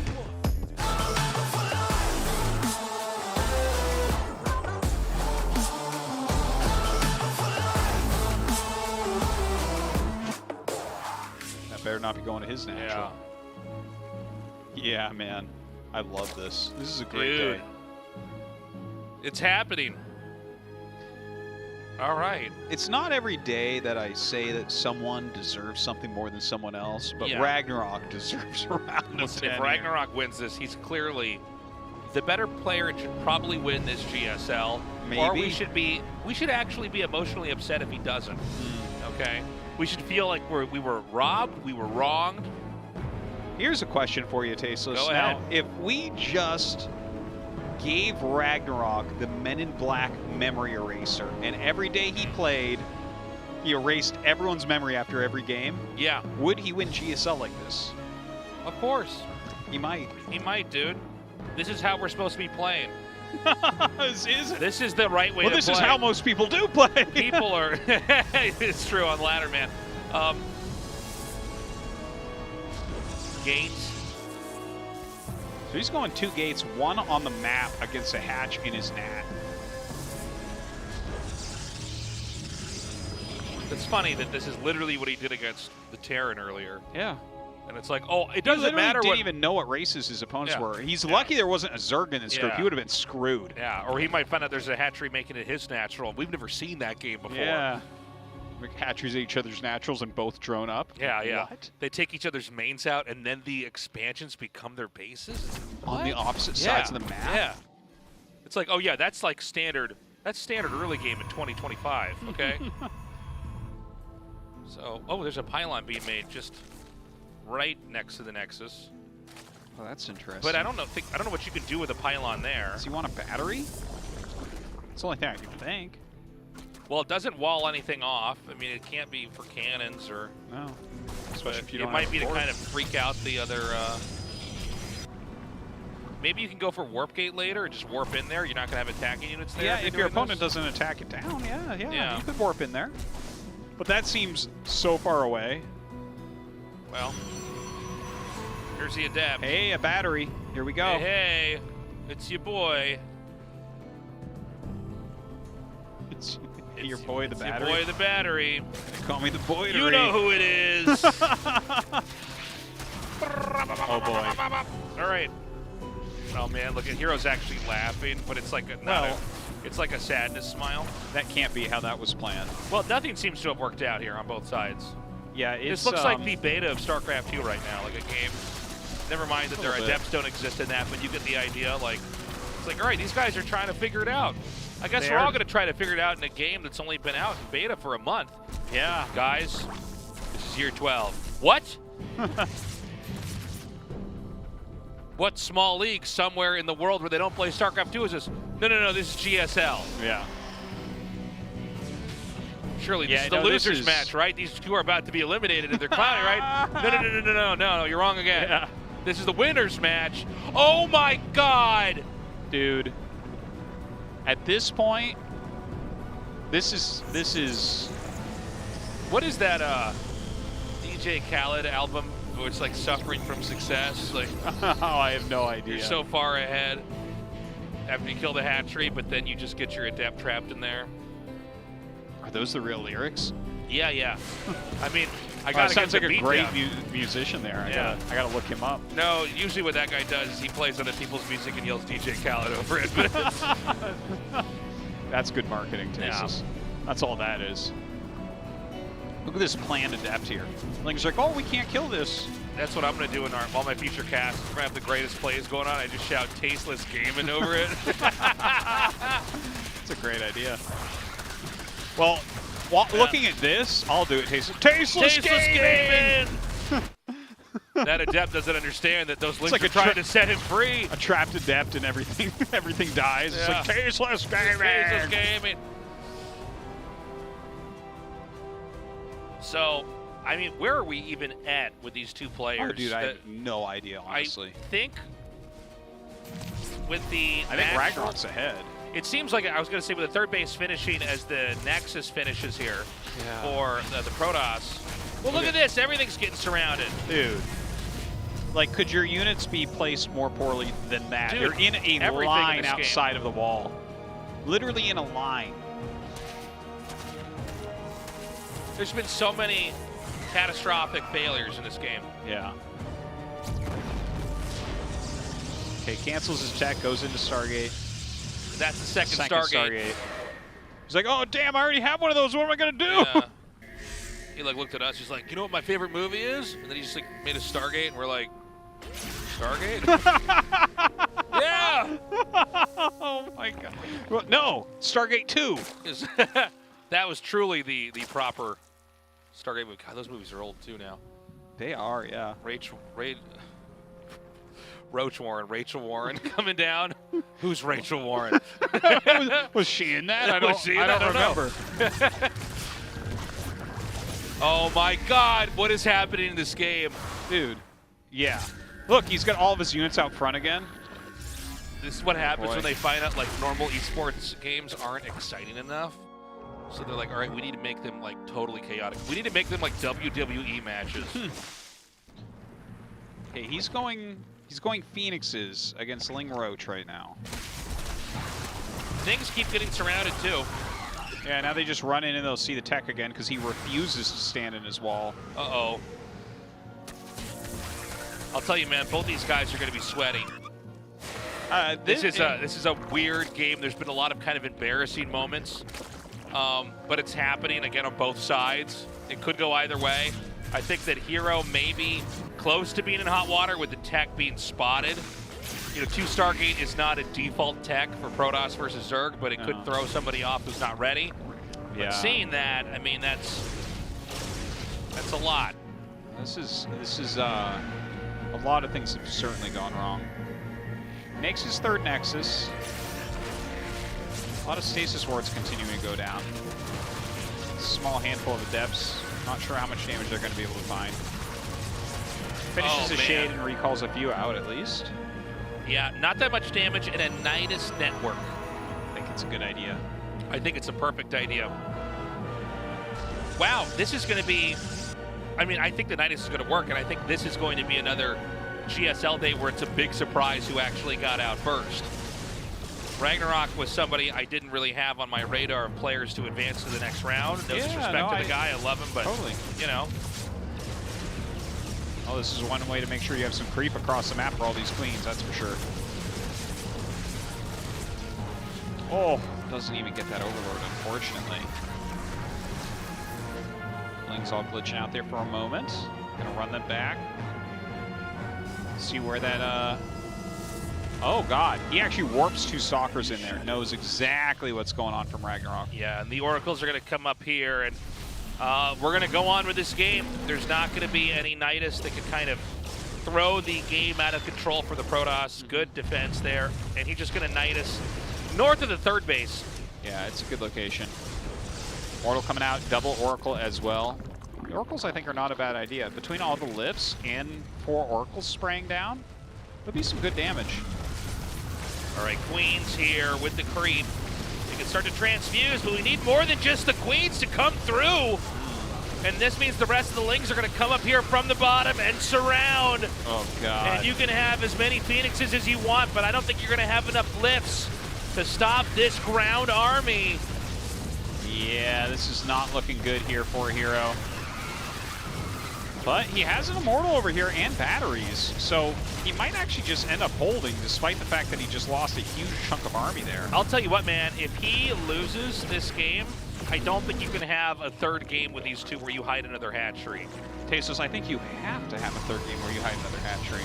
Just for the boys? I think it's, well, for everybody, and honestly, looking at the way that RagnaroK's playing tonight, I don't think he has any non-proxy hatchery builds, Tasteless. Yeah, he might not know what to do if the hatchery. Why waste proxy time?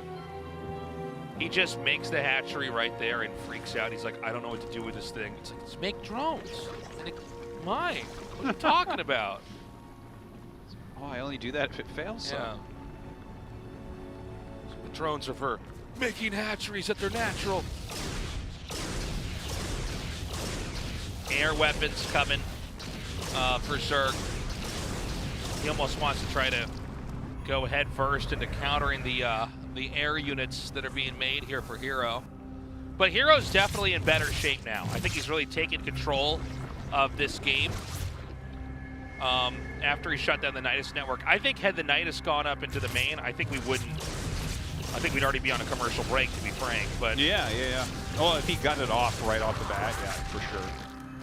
It's a good warp in of a couple Stalkers there. Great sense from Hero. Now there's Corruptors coming out.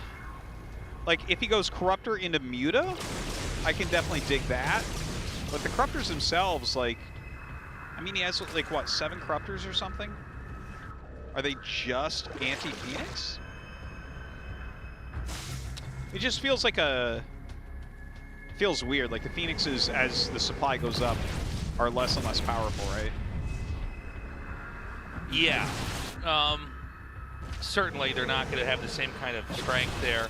How is the ground army situation here? I see 16 Roaches and 10 Lings, but what's already here? Because Hero's way down in supply right now. He's way down in supply, but let's see where he tries to push into. He's going to need some magnificent disruptor hits coming up.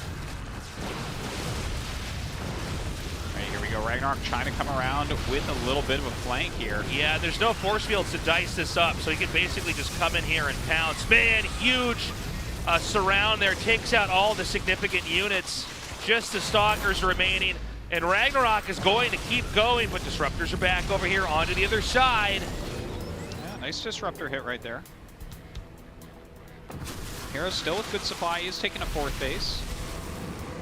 I mean, if you're playing against Roach Ravager, making 2 Disruptors at a time, you can definitely gain a lot of value there and, you know, gain control of the game.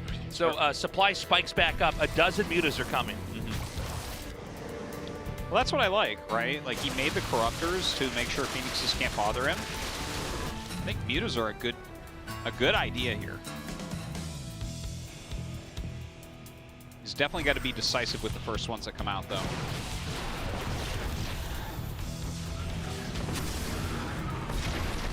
Oh, not a bad split. All right, here come the Mutas.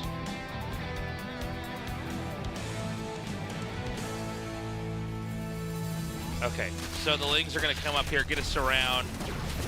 The supply is beginning to raise right now here for Hero. I mean, he's in in better and better shape the bigger he can actually get. The question is, how are the mutas going to be handled here? Yeah, it's a lot of mutas being made. He's continuing, he's getting +2 air attacks as well, and here we go, getting the mutas into this natural mineral line. Recall coming down. Yeah, but he can always ignore that recall and just fly away. He probably should have pulled out a little bit quicker there.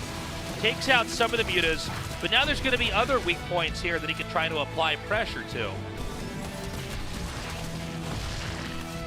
It's a good 15 probes there, but Hero's still very healthy economy-wise. Tries to retake this Nexus again. He is really gung-ho on that.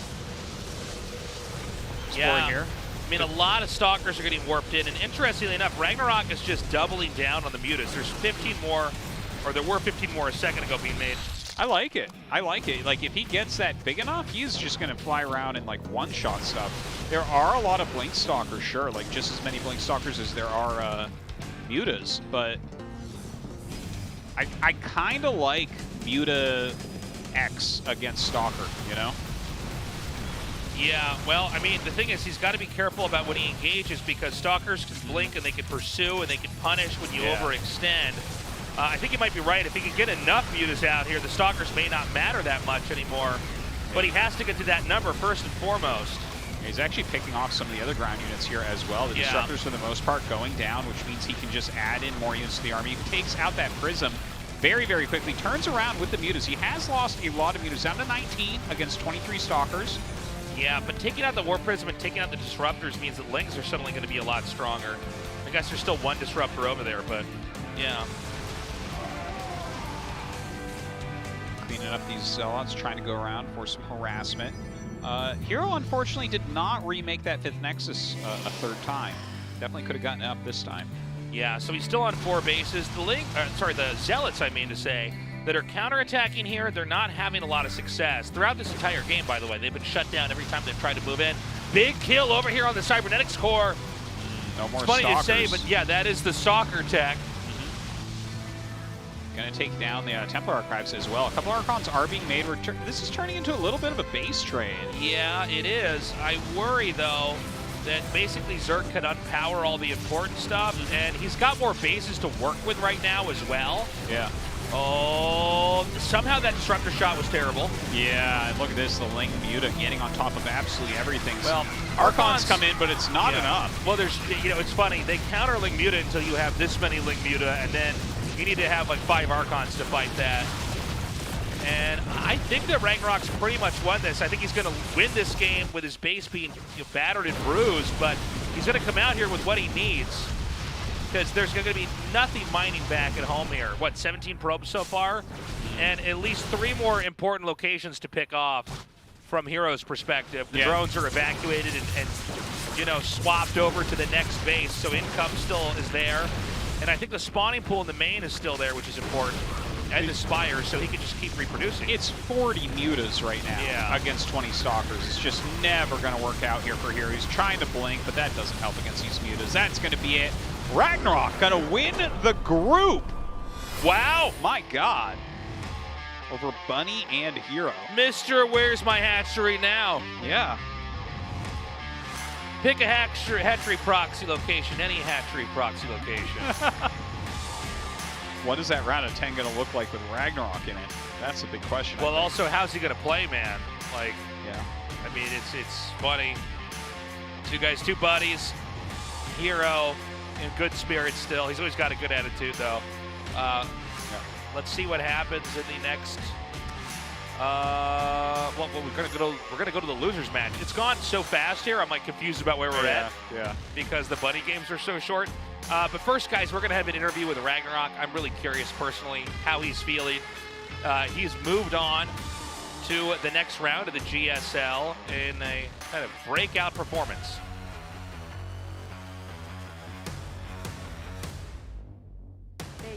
RagnaroK defeats Hero, and RagnaroK is the first player to move on to round of 10 from Group E. Congratulations. Thank you. 2022's first season of the GSL, and you move out of the group as the first place. Hero, how do you feel?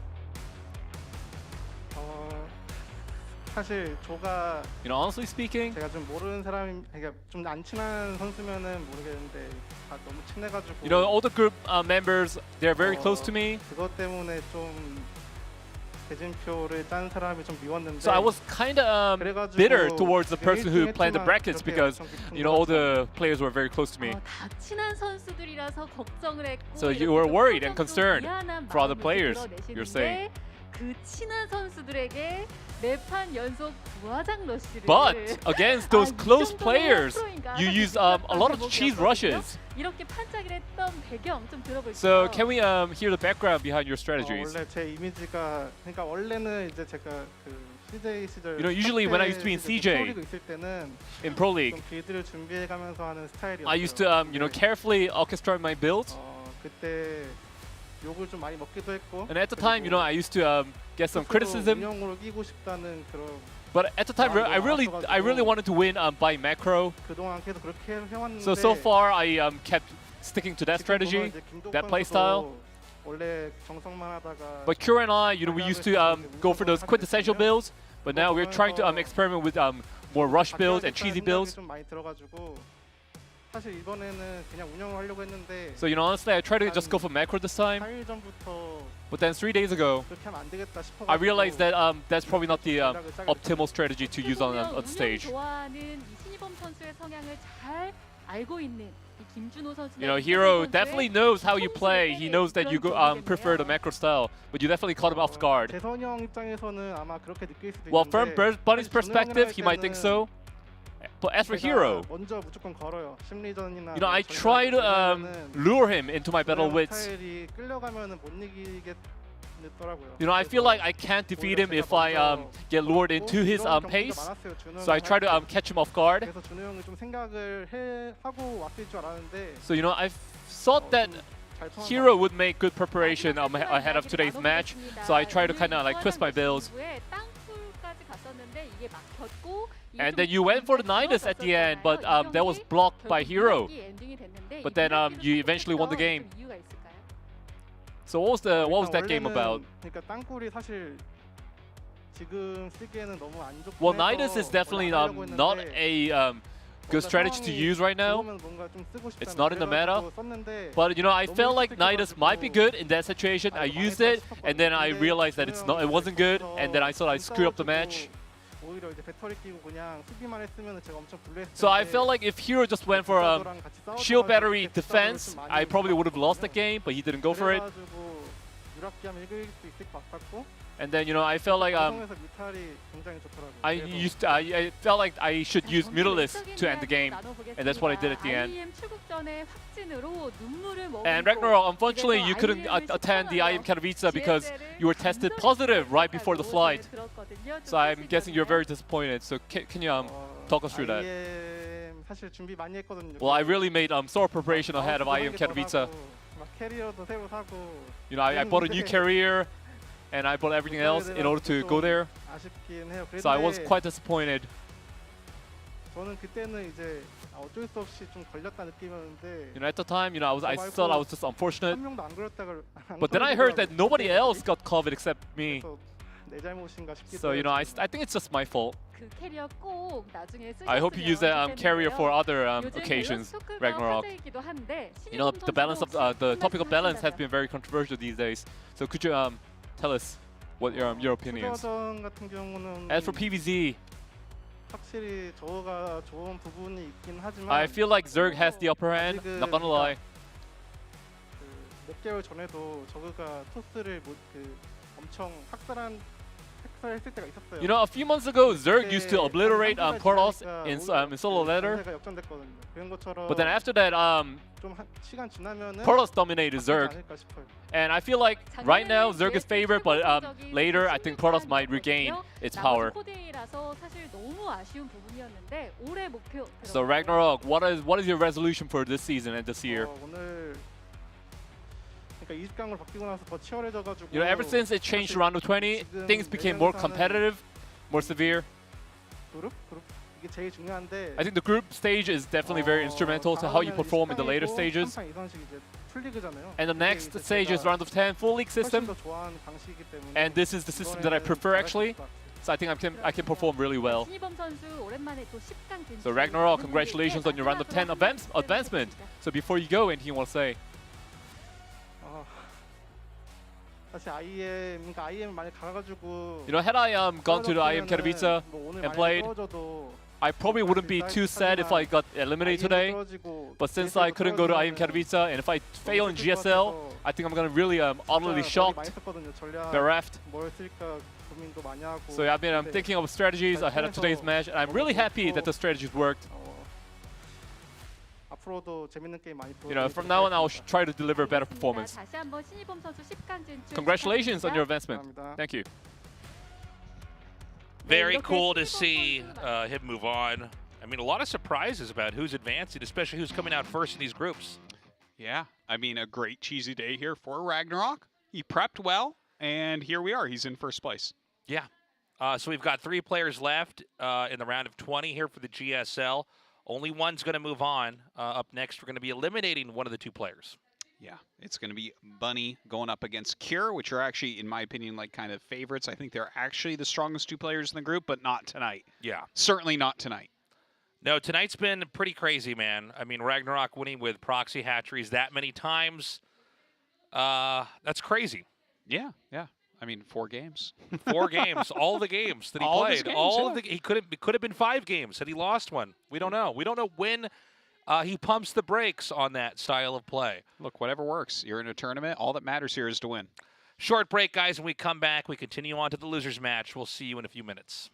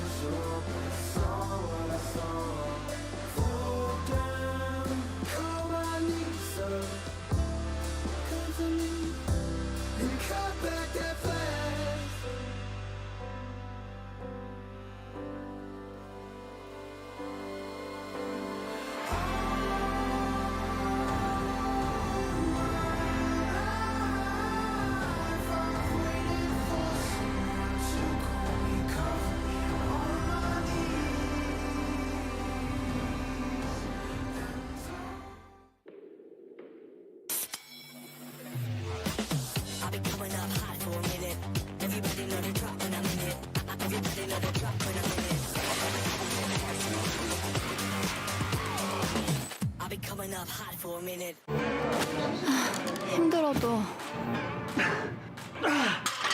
어려워도 이렇게 멈추면 내가 아니지. 오늘이 보여. 새로운 나를 만든다. 나의 레벨은 다르다.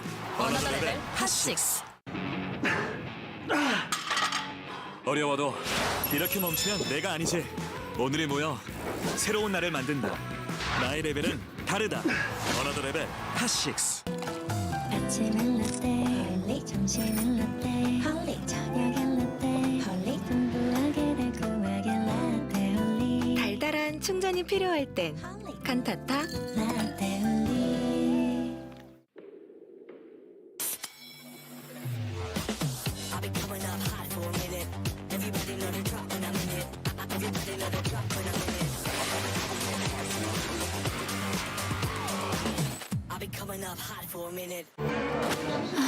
힘들어도 어려워도 이렇게 멈추면 내가 아니지. 오늘이 보여. 새로운 나를 만든다. 나의 레벨은 다르다. 어나더 레벨 핫6. 어려워도 이렇게 멈추면 내가 아니지. 오늘이 모여 새로운 나를 만든다. 나의 레벨은 다르다. 어나더 레벨 핫6. 아침엔 라떼 헐리 점심엔 라떼 헐리 저녁엔 라떼 헐리 풍부하게 달콤하게 라떼 헐리 달달한 충전이 필요할 땐 칸타타 라떼 헐리 Today's matchup. Pure. Hero. RagnaroK. Bunny. Most competitive 1 versus 1 game. Africa TV Freak Up Studio Live. GSL Season 1 Code S.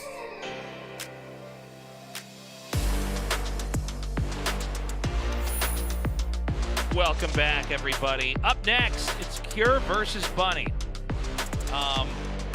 This is going to be an interesting one. I think if you guys are like Artosis and me, you thought this might be a match we have, but probably in the winners match. So it's going to be one of these two eliminated over their ability to play Terran versus Terran. I'm a bit nervous here for Bunny. Like we mentioned before, he has some sort of hand injury. The cast came off yesterday. We see him grabbing his right hand a lot before the match. I'm even kind of surprised he's down here after an injury, just going into a pro match. Well, if you disrespect, don't play, you don't get prize money. So you gotta show up and play your games. You don't get glory either. You can't just drop out. Yeah, no glory or prize money, Tasis. So he actually had a very short performance against RagnaroK. I don't really have a handle on where he's at. I don't know if he did those games the way, or tried to end those games the way he did because he wanted to end them quickly. I just don't know. At least the first one, not the second one. Second one was all out cheese there from RagnaroK. But Kier looking good, just not good enough to get up to the winner's match to start this group off. Anyways, a fight for survival here in the final group. Kier vs. Bunny starts now. 2022 GSL Season 1.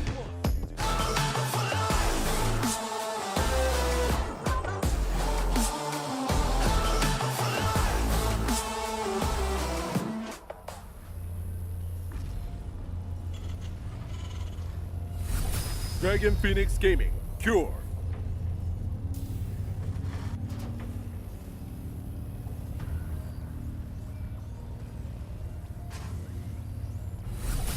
Team MB, Bunny.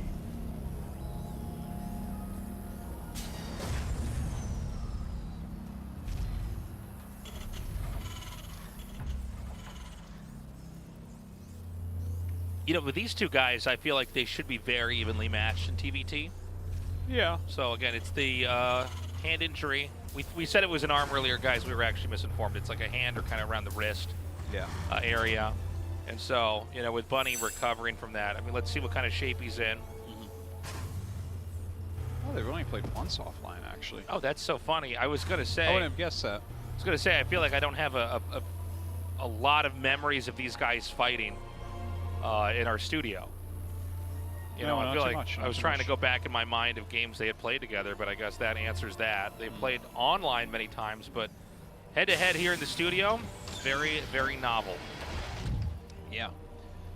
And honestly, I recently I've been putting them as second and third best Terran in no particular order tomorrow, even though Ryung is right now come up really strong, so who knows exactly where they're at. But maximum one of these guys gets to go to the round of 10, and maybe neither with how Hero's playing here tonight with his mass Gateway Man style. Yeah, he's definitely going Gateway Man in this group so far. I mean, we got to point out, too, I mean, that's a tough opponent to have waiting for you in the final match here for Group E. And one thing about Hero is he's always been this guy that he can pretty much beat anybody. He doesn't often enough to be like a multi-time GSL champion, but he really does pretty much beat everybody in GSL that he's faced from time to time. Yep.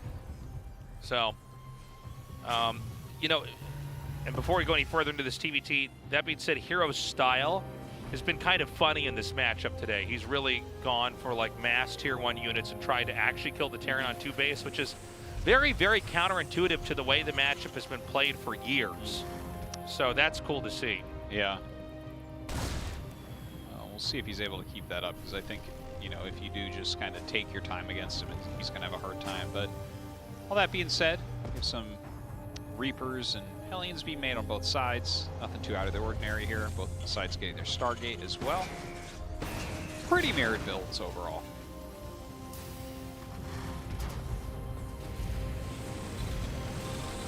Yeah, a little bit of a slow start here. 3 Reapers collected up here into Bunny's main, but Cure's going to be the first to move out on the map. Headed northbound here, headed towards Bunny's base. Is he going to actually commit in, though? Or is he waiting for maybe a medevac to come out here? I think he's waiting for a couple more Reapers and Hellion, right? Like he wants to have just suddenly like a couple more units than his opponent is thinking about. There is a medevac being made, so you can wait for that. He basically wants to snowball a fight over at the natural, force a lift, Dude, maybe look how go for a light making, contain. actually. I think this might work, actually. I think this is a smart approach. He's going to have like 7 Reapers and like 4 Hellions. Lift the Hellions in the main and jump the Reapers up. Yeah. What's that mine going to do at your natural now? Wow, that placement was kind of funny. It like looked like a blue medevac was being made on the red production tab. So he's going to move out now. Did wait, in fact, for that medevac to come, although I don't think he's going to drop anything with it. I think he just picked up the 2 Reapers that came out. Okay. So this is going to hit the natural pretty hard. I'm not clear on how ready Bunny's going to be. This is not the most common rush either. We've seen some variations of this in GSL occasionally. Oh, but cute. Okay, so it's going to be Hellions. Oh, it's a full-on elevator. Okay, makes sense. I had decided this is going to be over here at the Nat. This is going to be a lot of mines you can place here. This could be very interesting for how Cure can try to reconfigure the positioning of the army. Yeah, throws on that auto turf, but Bunny actually not able to catch that. Cure just jumps down into the natural. Grenades going out on both sides. Yeah, a tank is still in here in the mix, in the back, not taking damage, hopping back up into the main. And elevatoring these Hellions over here as well. How many SCVs will he actually get? I think he's got about 3. It seems like it's not that much, to be totally honest. It felt like he would get more than this, but okay. Well, I believe we're up to about 5 SCVs right now. Pretty sick. Locks him out, but then, you know, hops over with the medevac. Oh! And the mine finally does its job there. What an odd exchange. Yeah, that was different. I feel like we've never quite casted something like that. And so, you know, all in all, he did a decent amount of damage. I mean, 6 working kills is good. It's less than I thought he would get. He got an okay amount of units, too. Yeah. I thought, looking at this, and I was clearly way off, but in my head, I thought he would attack a little bit sooner and hit the front because there would be Cyclones and Marines in the main to defend. Well, I think if you, everyone always stands on a nice little arc in the front, so I think he was like trying to avoid that first shot that his opponent would get and just kind of like go around.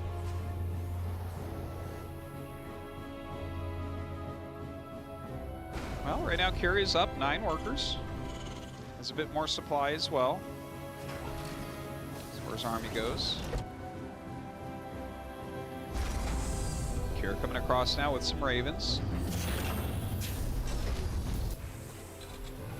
So he's going to come down once again here, itching for another engagement. It's about a 10 worker count lead right now between the two, although Bunny is attempting to take his third. We're going to have to see how this engagement that's going to hit us in a second or two here is going to go before we can really tell where this is at. But this is a very different attack than the first one. This is a push over onto the command center, so he's going to have to move that. And meanwhile, Cure's just doing this drop up here. Cure really kind of everywhere right now. And he's going to go to basically the last spot these Marines could, or SCVs, excuse me, could try to queue up. It's where these Marines are going to be dropped. Yeah, the Vikings are going to clear that out pretty darn quickly. Kier does push everything back now.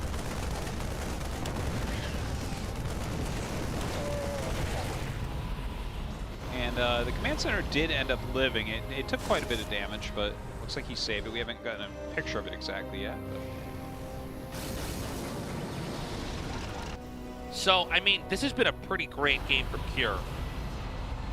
He's slowed down that base while taking his third on his own. Yeah. And he's done this all while Stim is just now going to finish. Look How at funny this. is that? Oh my God, you see this position as well. Really beautifully done. Throws out the auto turrets, but some great disables onto Cure's siege tanks here. Cure is like winning without tanks, which is a rarity in the matchup. His auto turrets put out so much damage there. Well, it was a great location to wait for Bunny, right? It was like kind of unexpected. And bit of if an it's ambush unexpected, that's like a great move in TVT. If you kind of have tanks in almost a random outpost, and your opponent walks into them, that first volley does so much damage. So really well played game here from Kira taking map 1. Very impressive, man. Let's let this guy sing this.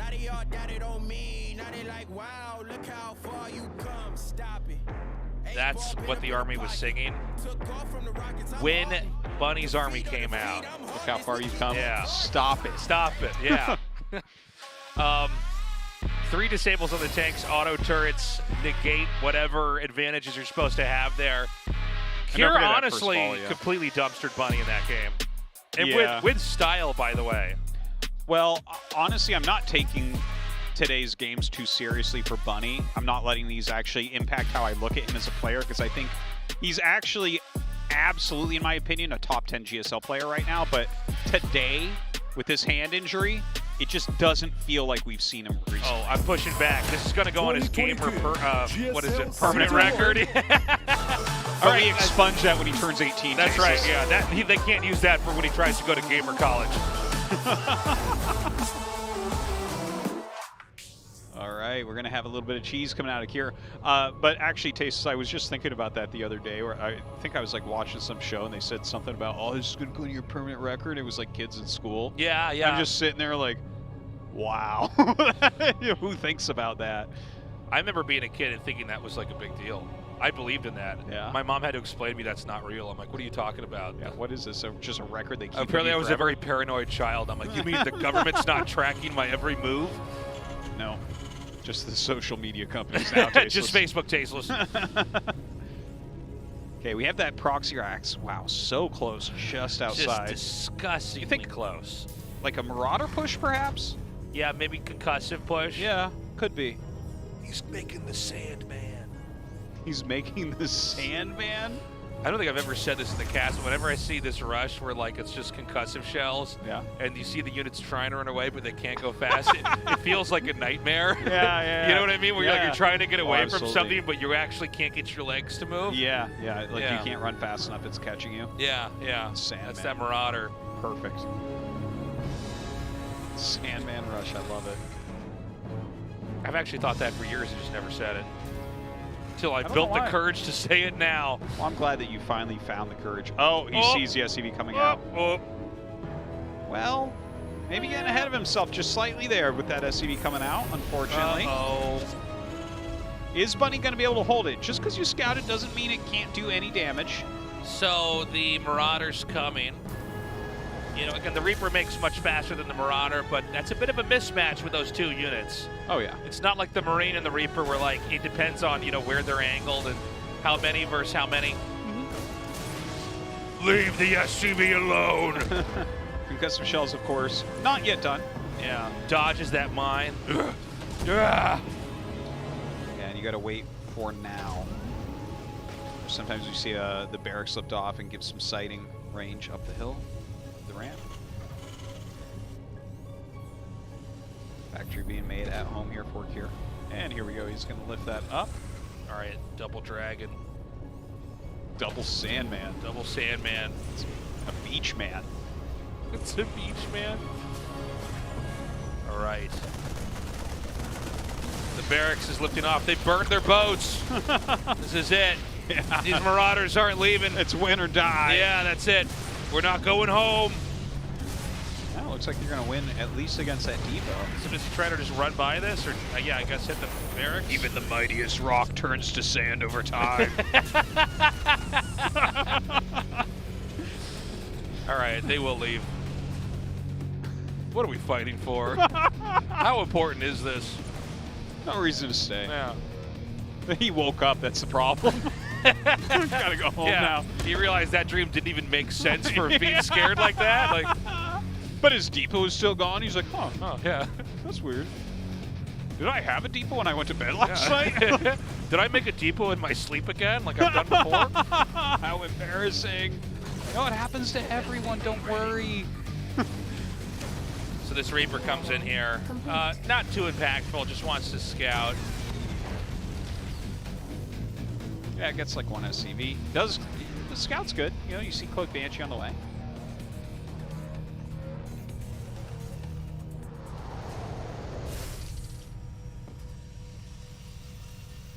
Okay. Yeah, a very unimpactful rush from Cure. I think he definitely tipped his hand a little bit too quickly. What do you think about the mag field upgrade here? This is going to be interesting. I'm not really... I'm trying to figure out exactly what the idea is, what the plan is with that. Yeah, let's find out. Like, I mean, he's already got the Cyclone moving across the map. It looks like... We've already seen this today with Cure. I mean, he definitely seems to be very competent in TVT. It looks like he has a next part of this attack that could be handy. Remember, concussive shells is here to stay, right? So maybe there's something combining the two remaining Marauders and then using the Cyclone to kind of really sink damage in. Yeah. Well, with mag field, it deals damage so quickly. If you slow him one time, yeah, it's going to be kills dead. Pretty much everything in the game at that point. Yeah, maybe that's it. That's one of those nightmares where the monster just actually gets you.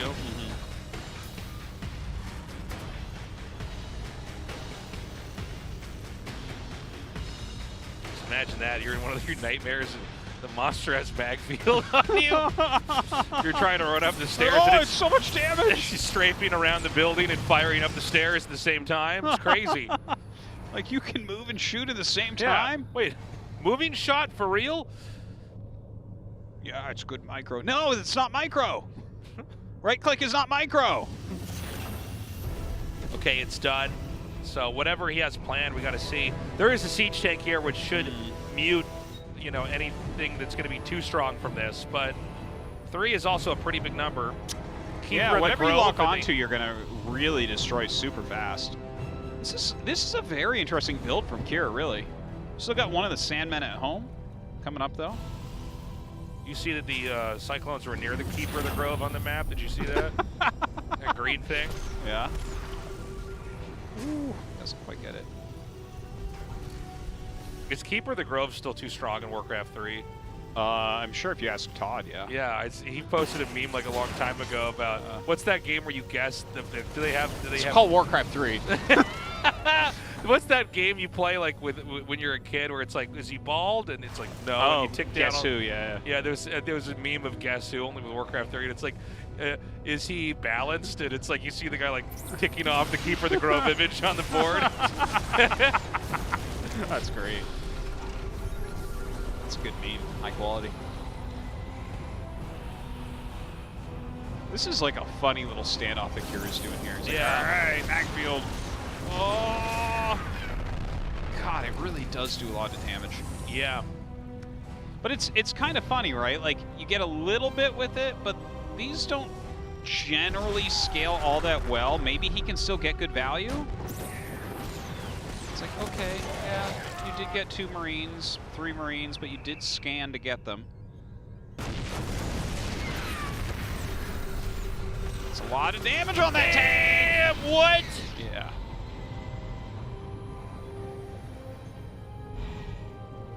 All right, that was kind of crazy. He's gonna go for another one, dude.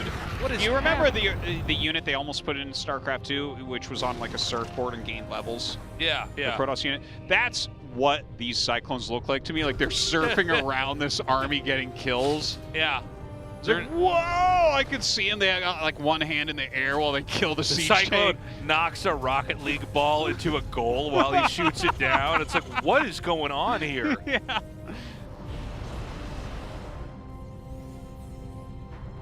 That Cyclone was definitely controlled by the guy in the video game commercial with like the yellow glasses, you know, that force field meme. Yeah. Who moves his arms with the controller. Yeah.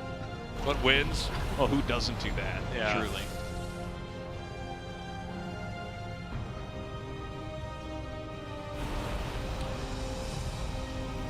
Bit of a slow game here for Bunny. Over to the side, Kier's gonna set up another opportunity for himself, but it's gonna get spotted by that depot. He might have to relocate. I tell you, I like what I'm seeing. I like this. Like, we're making fun of it some. Dude, look but at that. It's like, look at this. Like, the mag fields are really paying off. I was definitely hesitant to think whether they would or not, but he's gotten a lot of fringe damage. I like that he's repaired them some, and he's back out on the edges. This is so annoying to play against. Look at that. That Geyser had no chance, Tasteless. And this is important because it's a mirror matchup, and tanks are so important. That requires a lot of gas. Slowing down one of these gases, and also making this basically unengageable. Yeah. Look at this. He's trying to chase some of these. Look at how mad these Marines are. They're crying. God. They're so upset. Dude, these Marines can't catch up. Hey, got a couple of them, but they killed so much. And look at this. Back at home, he's got tanks for days. He's got Vikings in the sky. You know? It's crazy. I do know. Wow. I do know, man. I get it. Yeah. I so get it, man. Combat shield is almost done. Yep, that's my part of the cast. You go, Artosis. I'm like, one is blue, one is red. All right, it's your turn. I said something. The map looks like it has an S in it. Yeah, it's part of the map has grass. All right, you talk. I'm not getting paid by the word. Come on. Come on, Artosis. You go. Try to keep up. Try to keep up, Artosis. Hey, look, it's a glass floor. Yeah, wow. You can see what's under there. What is that? All right, you go. I thought it was a TVT, but that's definitely a Protoss unit there. Wow. Yeah. You can make that. Maybe they'd win some GSLs. Who knows? All right, Kier's on the move. And I don't know. Is Bunny going to be ready for this? Bunny has better air control right now. That's true. He's More up Vikings. 4 Vikings. He is down 1 Raven, but the 4 Vikings generally be better than a Raven. So Kier going to back up a little bit. Kier right now is moving around with basically his whole army. Neither side has sent out like a small harassment force, which is a common thing in TVT. Both sides only a couple medevacs, and they are staying with the armies. Obviously, if you only have 2, you do want them with your main Marine ball. A lot of spy here for Bunny. More SCVs for Kier. Still some grass on the map. Go ahead, Taste. No, it's not. No one needs to mow it yet. Doesn't look like it. We don't need some blades on those Cyclones, you know. Right. Couple disables coming down. Siege is up. A huge stim forward right now. Oh my God, the armor shred is real. The tanks are YOLOing into there while they're disabled. I think the Kier might just barely have enough to swing this. Yeah, his tanks become undisabled there. Armor shred still on these Vikings. Moves forward. Ooh, just gotta be careful. Stay out of range of those Marines. They will kill you so quickly. Meanwhile, at home, 3 starports being added. There is an extra base for Kier, so a little bit more pressure put on Bunny to act, whether that is to win a fight or expand and match him, or even out-expand him. Yeah, Kier's still keeping control of the mid. Grass not growing on the glass. No, yeah, grass doesn't grow just on like glass. the real life, very realistic I know map. that the words rhyme, but that doesn't mean they grow together. Like, what are you thinking? That's really weird to even think. Like a stick doesn't grow in a brick, you know? An attack up here at 12. Getting vengeance on that refinery that was killed. Eye for an eye, really, in this game. I know, really, It's yeah. Getting biblical here. Refineries, man, they are going down. Proving that nobody's safe in this TVT. Nothing fine about them. Nothing even refined. What are we even trying to, yeah. You're gonna fine them again? Come on. Nice little pick off there, but I mean, that's not really that impactful to lose a medevac Marines right now. Both sides near 80 workers. And like, we're hiding the production tab, but it's gotta go heavy air now. The COVID reactor's coming. That's scary. What does that do? Oh my God. We not gonna have audiences here for another year? What's happening? They researched COVID reactor. Yeah, Ravens starting to pop out quite a bit. 3-3 on the way for both sides. They both have matched each other in bases again. So grass can't grow on the glass, but you can make a turret there. That seems extremely unsafe. Yeah, do you drill down into that? I don't know. Just prop it up. Fires one missile and falls over on its side. Yeah, it seems like you can kick it over. You hit it up top. It'd be funny if the Army just walked across this and the glass just broke open and they fell into space. Well, it started cracking like one of those bad movies where you're on the lake. You're like, oh no, and you gotta run. Kier's Army falls through there. He's just looking around at the reps. We're all shrugging like, I don't know, man. Bunny wins this Did you game. think it was safe to walk there?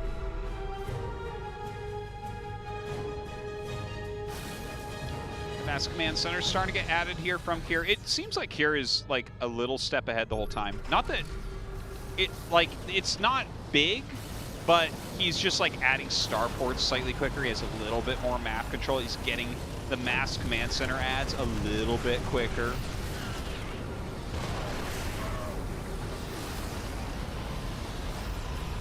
He's still quite close.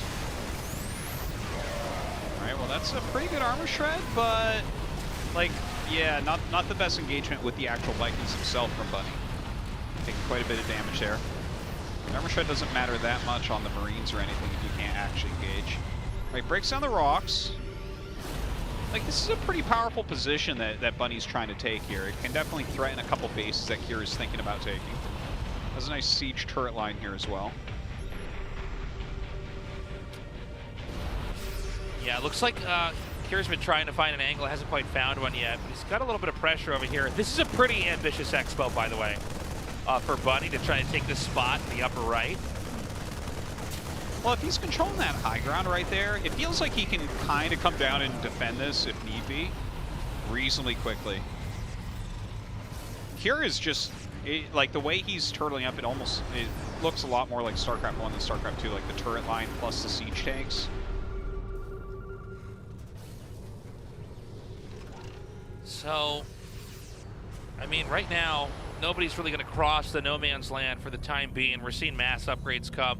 Having the gold base is pretty good, but we should note that, like, gas can be a little bit more expensive. I mean, when you get this many extra minerals, you can, like, pour that into Marines and turrets and, I guess, more command centers, you know? But gas really is I mean, generally gas is better than minerals in StarCraft 2, but I think TVT, I think that's more so true. And look at this, man. All the way in the top right, Bunny's expanded. Yeah, but Kier seems like he thinks he found a little way in, and I think he did. Yeah, these Marines going to get in on top of some of these command centers. Well, what if Bunny surrounds Kier with command centers and it becomes a game of Go and he just wins? I mean, what then? Yeah, that's good. There, he's going to back up now. This is a crazy TVT, man. We're almost, what, 17 minutes now? And there's that really out there command center that might not be scouted for a little bit. By the way, we're starting to run out of bases on the map. Basically, Bunny's gone for an expansion pattern that rings the map, where Kier's kind of clumped it up more in the middle. Also got to point out, it's 9 Ravens against 2, so Bunny has a lot of potential with this army, a lot of disables that can go out, a lot of auto turrets, if that's what is called for. There are more Vikings for his opponent. All right, disabling a bunch of these tanks, that's going to allow his Marines to go forward. Yeah, he's disabling basically every single siege tank here. Since he is behind on the Vikings, it is important. He did get a good armor shred down there as well. Yeah, huge armor shred. So Bunny's made a bit of an advancement, but hasn't really broken any position open, so to speak. The Viking count dropped. The Ravens are still there, but they're going to need to regen the energy. And not a lot of progress made overall with that, you know? Yeah. He's going to unsiege and try to inch in again. And you can see the kind of crawling disable move here of, you know, picking out very specific locations that may be brittle, you know, disabling those tanks, then coming back in. But in the meanwhile, a lot of Vikings have been made. A lot of Ravens over here for Cure as well have been manufactured. Yeah. And Both sides he making kind a of lot toes the more line here. This is almost looking like a much older TBT from when Hunter Seeker missile was still around. Oh, yeah. The amount of Ravens being made, it's kind of crazy.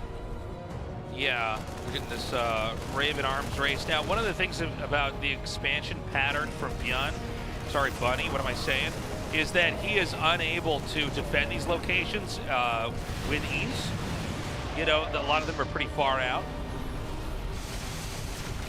Oh my God. Wow, that's a lot of disables going down. Doesn't quite get everything, so some of the siege tanks still shooting. It's hard to get these tanks out of here. Oh God, the auto turret's going down. He's gonna have to back up. And I think the air fight might be won by Cure, yeah, regardless of the armor shred. Yeah, just more Vikings out there. But now you can see in the supplies the difference here. You know, Cure remained maxed out that whole time. Bunny lost about a fifth of his supply. Yeah. But, I mean, if you look at the actual numbers of units, it's like, okay, he's behind in Vikings, which doesn't kill you right off. Right? Like, yeah, okay, his opponent does have that air superiority, but you can kind of keep them back for a little bit and rebuild. So I think that Bunny still has some chances, but definitely, like I talked about before, it feels like Cure has been outplaying him a bit the entire game. He does retain that edge. Another scan here. And I mean, I think he's basically just, yeah, there it is, mass disable, inch in, siege up. And it seems like even though Bunny had this idea first, and it's, you know, it's a good way to play, Cure seemed to have a better idea of when you need to bring it out. And maybe Bunny brought it out a bit too soon. You know, the tech is just as important as the timing that it's brought out in. Well, I think a big part of it is that, like, Bunny went for the Mass Raven first, but you have to have enough Vikings to really back everything up. Like, you have to actually win the air war. You can't really get on top of your opponent. So right. I think that's where Cure was ahead a little bit. I think he's had the Viking lead basically the entire game. Just towards this end part. Now his bank really starting to grow. Bunny not maxed out. No bank to speak of. Tough situation here. This is getting his bases pushed in.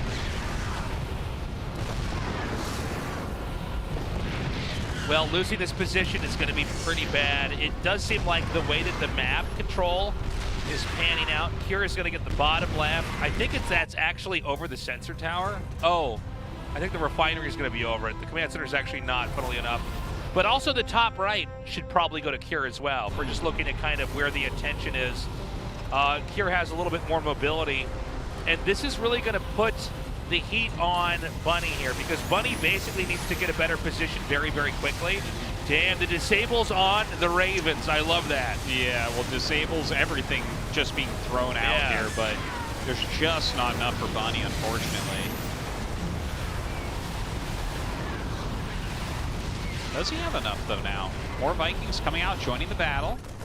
Waits for some of those disables to end. And back up here from Cure, but Cure has been adding missile turrets, which is, you know, he flies back just like 2 centimeters and you can't follow.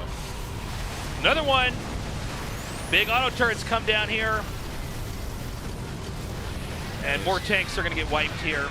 I guess we can't see the overall tank count, but I wish we could, because that would be interesting. Harassment up here at 12. I mean, trying to get something done, but Cure's push just never ends. Did you see this part of the tank that fell down? It looked like it was like a mummy sarcophagus or something. I was so confused.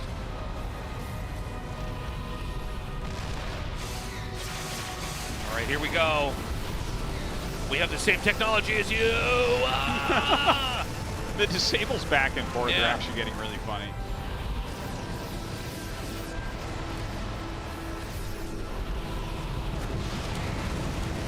All right, pushing forward, trying to take down some of these turrets now. Bunny retaking some ground.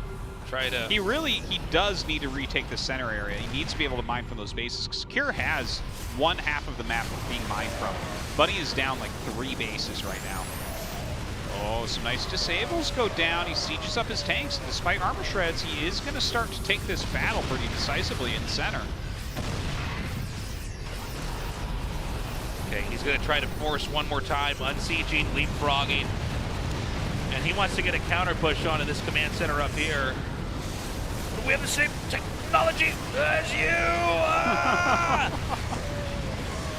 All right, well, that is a lot of auto turrets coming down. The siege tanks are splattering them as quickly as is possible. Vikings just going crazy against each other, but it is far more here for Cure, despite that armor shred. Yeah, actually a pretty big defeat there, to be honest. When you look at those supplies, GG Cure. I think his technology might have been a little bit better. It might have been. Yeah, not the same, but better. Yeah. GG, Cure wins. And now we're going to have Cure versus Hero. Yeah. Not a great day here for Bunny, unfortunately. You know, I'm hoping that he can feel better for the next season of GSL. He's actually someone I kind of have my eye on to get a really high finish this year. I think so. I honestly think he can get like a top 4 this year, but unfortunately it's not going to be this season. So hopefully he gets a quick recovery. But Cure going to have a chance here to move to that round of 10. Yeah, props. Props to him for doing so well. This is going to be a fun match to end this phase of the tournament on. Yeah. Yeah, that's right. This is actually our last cast this week. That's Next right. week we start the round of 10. Cure versus Hero coming up next. We will see you guys in a couple of minutes.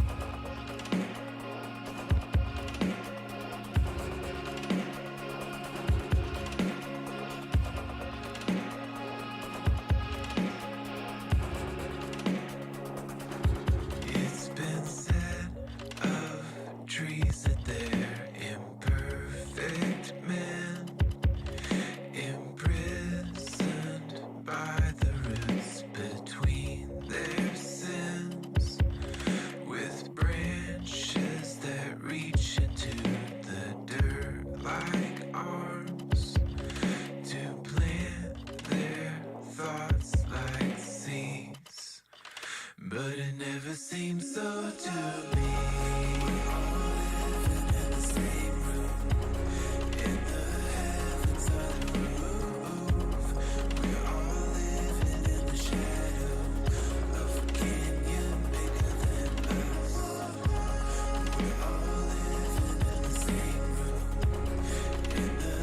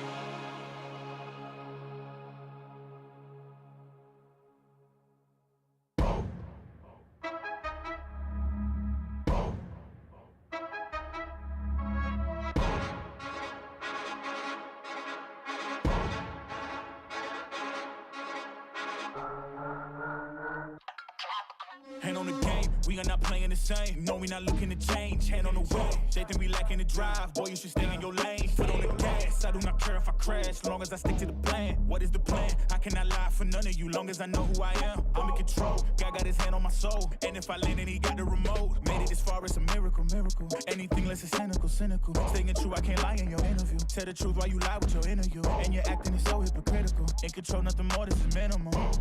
Can't stop now, I'ma grind till I'm ghost. I thank God how he held me down the most. Can't stop now, gotta grind till I'm ghost. Gotta thank God how he held me down the most. Got the whole team on my back. I ain't worried about no stats. No time to compete with so-and-so. No time to compete with so-and-so. I ain't got a bad when I'm in my bag. No, no, no. Been through a lot, don't know the half. No, no, no. When I'm on drive, never lose control. Hand on the game, never lose control. It ain't my fault that I'm in control. When I'm on drive, never lose control. On a mission, on the move, gotta go, no, no. Ain't no time to waste my time, we don't slow down. You can have me in dimensions, big dog in dimensions. We be aiming for the fences, I'm in a different dimension. Why y'all be riding the benches? Y'all could just cut through the tension. Graduated from the trenches, no cap and gone. I ain't never need a handout, on my 2 feet, I'ma stand out. I ain't never take a loss now.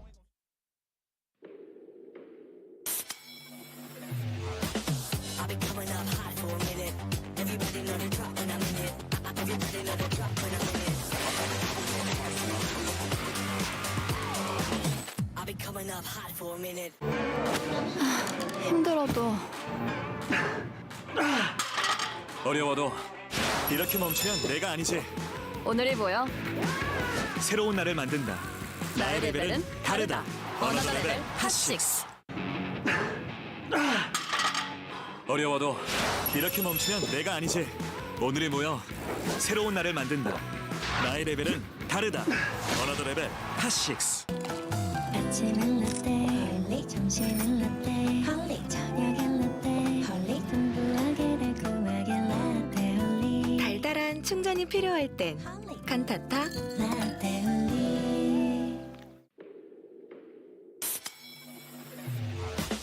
I've been coming up hot for a minute. Everybody know the drop when I'm in it. Everybody know the drop when I'm in it. I've been coming up hot for a minute. 힘들어도 어려워도 이렇게 멈추면 내가 아니지. 오늘이 보여. 새로운 나를 만든다. 나의 레벨은 다르다. 어나더 레벨 핫6. 어려워도 이렇게 멈추면 내가 아니지. 오늘이 모여 새로운 나를 만든다. 나의 레벨은 다르다. 어나더 레벨 핫6. 아침은 라떼, 홀리 점심은 라떼, 홀리 저녁엔 라떼, 홀리 풍부하게 달콤하게 라떼 홀리. 달달한 충전이 필요할 땐 칸타타. 라떼 홀리.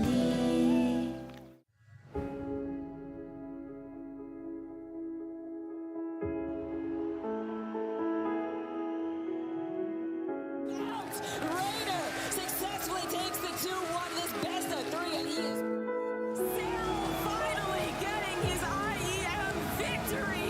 It took a couple of tries.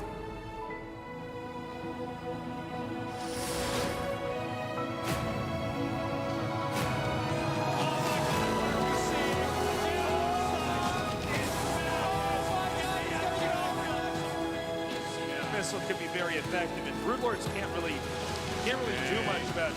So here we go.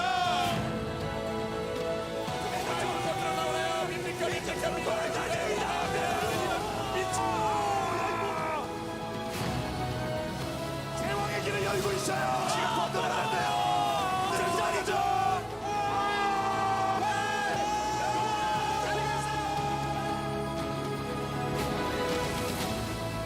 It's it. Here takes it.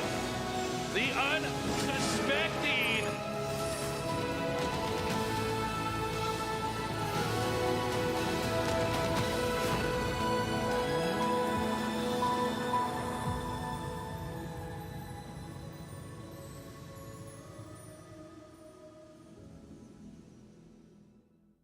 Today's matchup. Pure. Hero. RagnaroK. Bunny. Most competitive 1 versus 1 game. Africa TV Freak Up Studio Live. 2022 GSL Season 1 Code S. Welcome back, everyone. It's time for the final best of 3 and the final phase of the round of 20. We're closing out Group E with a rematch of Cure versus Hero. Frankly, this was the only close series that we had all night. We started the evening off with it. We're going to end with it. We're going to see if Hero can do it again. Yeah. You know, I mean, Hero can put some magic together for sure, but I feel like the type of style he's bringing here tonight, Kira almost had it all figured out.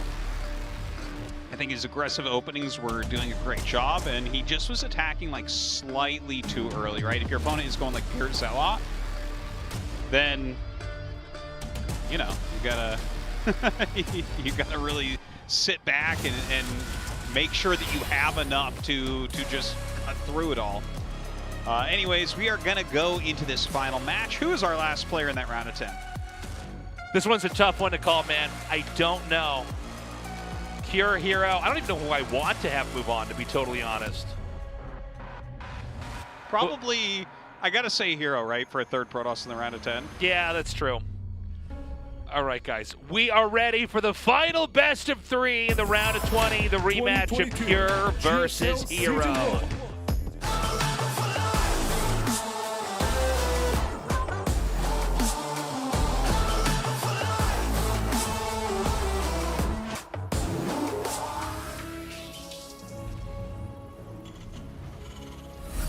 Dragon Phoenix Gaming, Cure.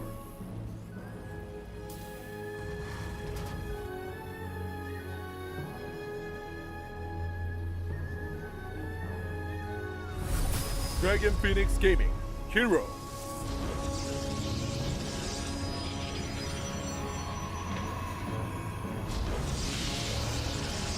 Okay, so, a couple things to start this off. Let's not forget, we had actually like a couple weird games to start this first best of 3 off now that we're in the rematch.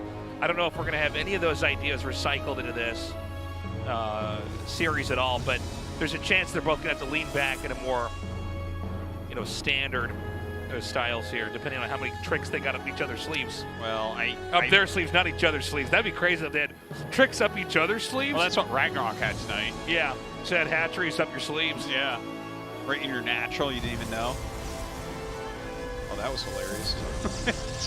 Imagine if he had his second game there. I'm like, that's crazy. Yeah, that's wild. Then he gets stuck back there. I'm like, wow. It's really impressive. All right.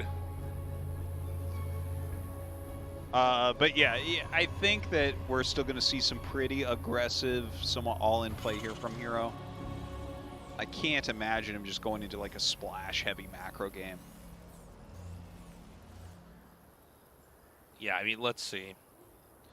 And Hero, you know, when he did win, it was not a normal PVT win, to be honest. It was actually almost antithetical to the way that we understand the matchup in general. Most PVTs, actually, let me do it from the different perspective. Most TVPs are the Terran trying to come out and fight the Protoss, who continues to grow and grow, and try to do more of a control play. The Protoss is oftentimes going for different types of splash to try to fight the Terran off. Sometimes the Protoss goes for like Stalker, Blink Control, stuff like that. That's not even a new way to play. What's weird about Hero is he just basically powers on 3 bases, stops probes, makes charge lots and Stalkers, and as the Terrans harass, he tries to just run into the natural of the Terran and just smother them, just overwhelm them.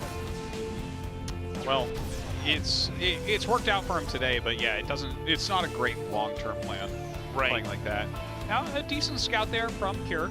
Ends up killing off a probe and ends up seeing that start gate as well, very importantly. So an Orbital going to be finishing up here.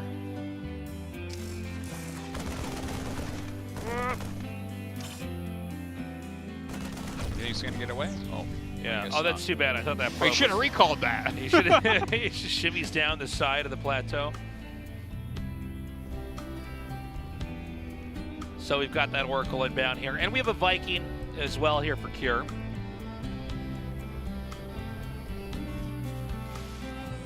Yeah, the Viking can push back that Oracle really well. Oh. Well, that's not what you want to see. Still a little bit of sloppiness here. It's definitely been a hallmark of Hero tonight, unfortunately. We saw it against RagnaroK a bit. But sometimes you got to play fast and loose, you know? Yeah. You can't just always be looking to play perfectly, that's for sure.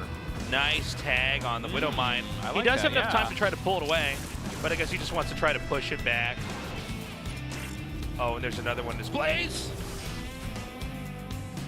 It is Blaze! Right, a couple more racks is on the way. Oh, look at this. Yeah, man. One These guys Stalker make is for giving him interesting such a hard time. Spider Robot is just killing it right now, man. Dude, but the little spider robots are really dangerous, so it's got to be careful. If it doesn't see those ones, ooh. Yeah, but the big Spider Robot has, well, lasers for one, and pony legs, which is kind of cool if you like ponies. Yeah. You know the smartest type of spider is a little tiny spider that hunts bigger spiders? Yeah? Yeah. What's it called? I can't remember off the top of my head. You let everybody It's like down a jumping spider or something like Your that. whole skill in casting StarCraft was that you knew more about animals, so. Yeah, it's too bad. Arachnid. I've really fallen off over the years. It's painful. By the way, third base here for Protoss. Blink coming. Oracle coming in for a bit of... Oh my god.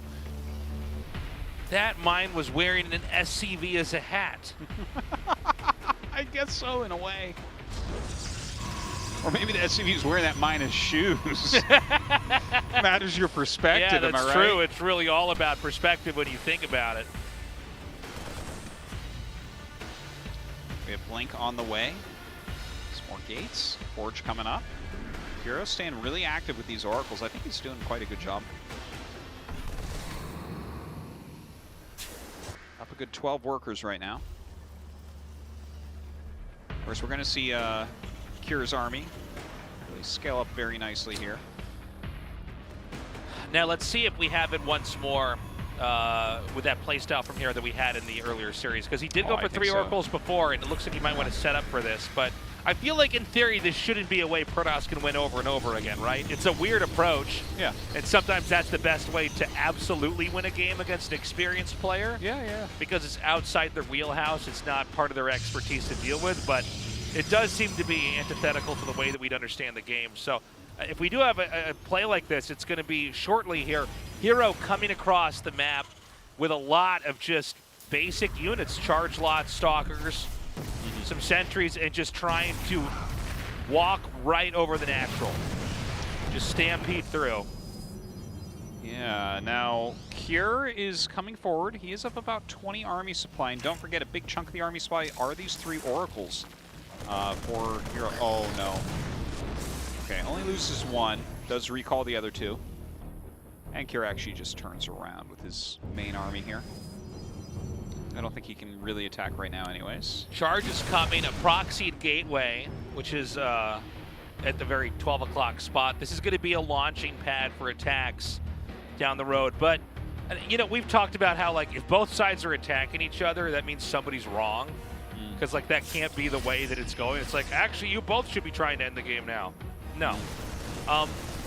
So, I mean, Terran's going to attack here first. We got to see how Protoss deals with that, but it most definitely seems like Hero has the same kind of ambitions to attack the Terran in pretty much the same manner. Well, I think what we're going to see here is maybe like a warping of a few Zealots for a counter harassment while he tries to hold on over here at his third base. Now, Charge is not done, so the first few Zealots die very, very quickly. A force field goes down. It's actually not a bad force field. There's some good blinking going on as well. Look at that. The mines just walk up. And Hero smashing this attack as it comes in. Very well microed there from Hero, really showing his Blink Stalker expertise. And finally, we're going to get up into some splash damage for him. Oh man, unfortunate time to blink. That's right, when they're over that set of rocks, they're going to escape there. Now, is he just going to go through with the plan?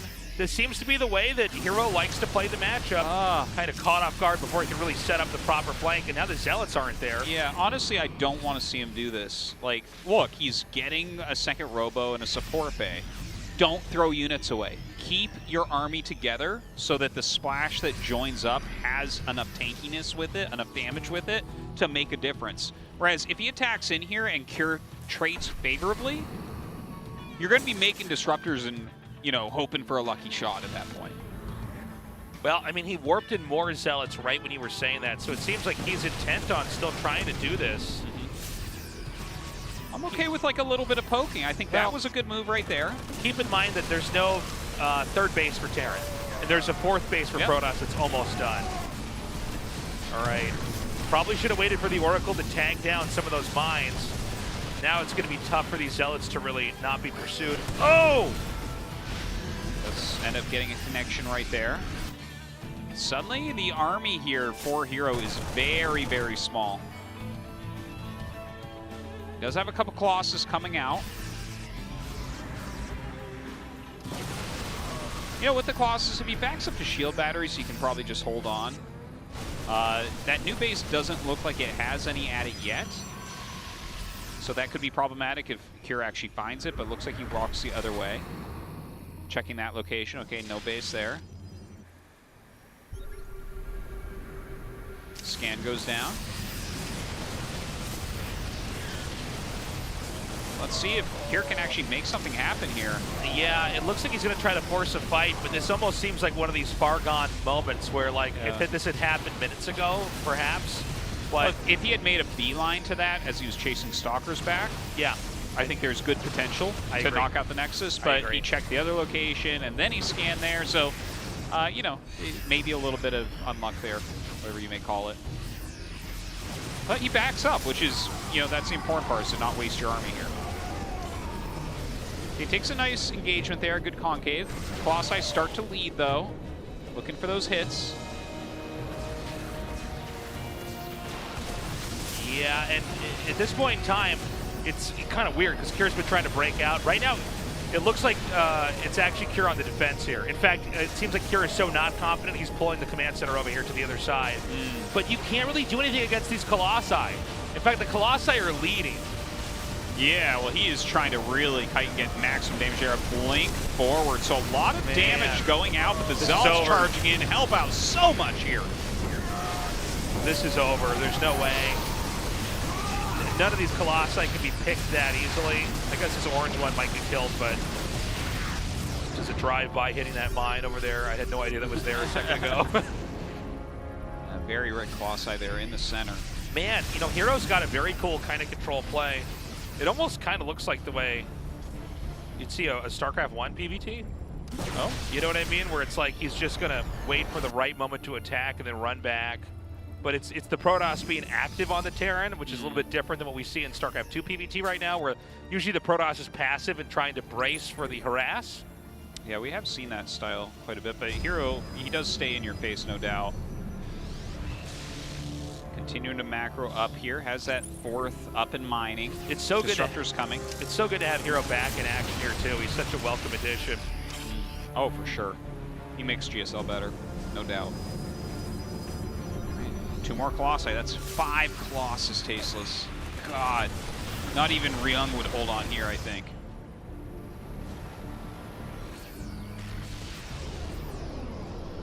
This is a scary attack coming in. Here does have a lot of supply. How many Vikings does he actually have? I don't think it's very high at all.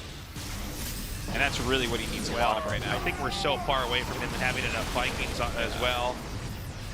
Yeah, he's got like 6.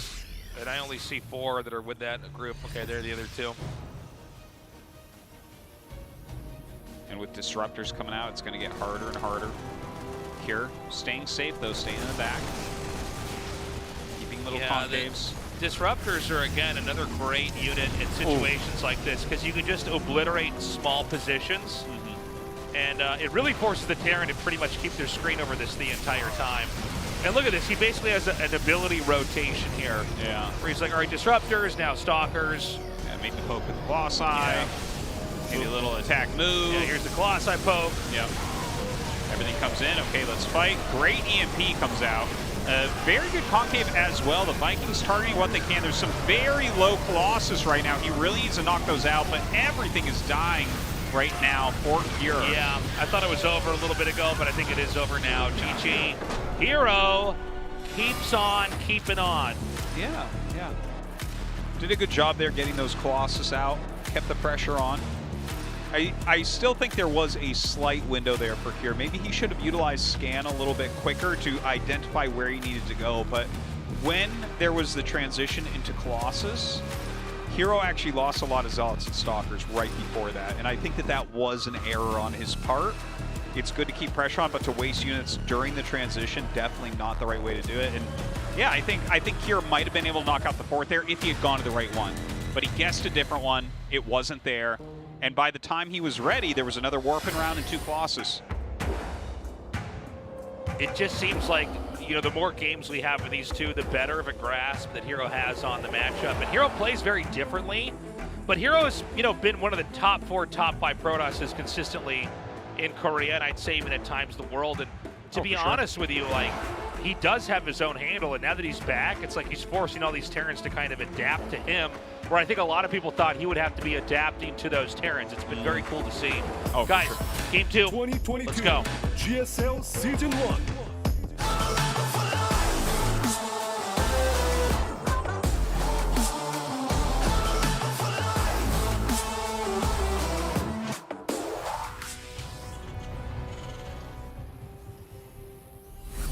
Dragon Phoenix Gaming, Cure.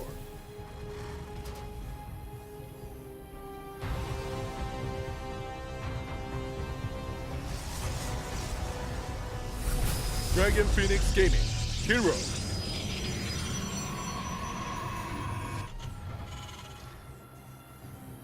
So we've got a barracks that's actually been built right outside of Cure's main base. So, I mean,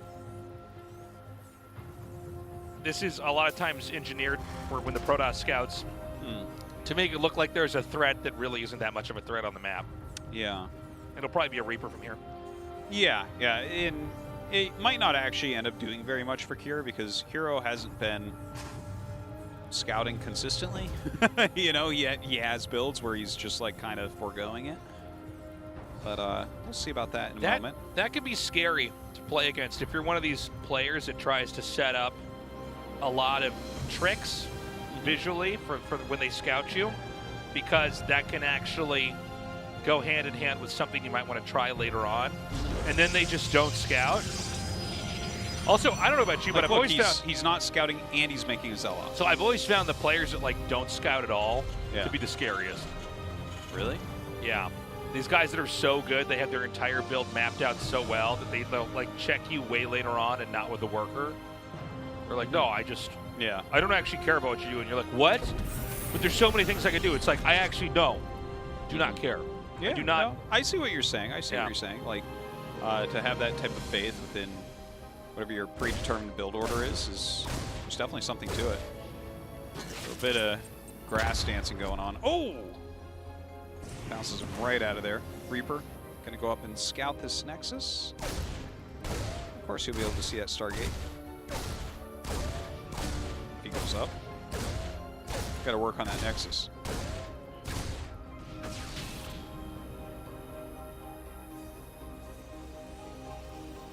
And so, I mean, I know we're early on here, but a lot of the same patterns from Hero we saw in games before, games that he won before.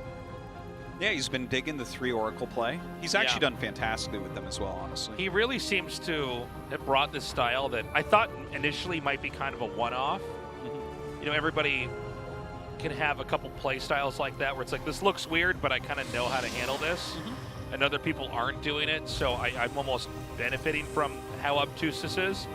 I thought that's what this was, and the more games that I'm casting of him, the more I'm thinking, no, this is like what he does, actually. And he doesn't care if you know this is coming.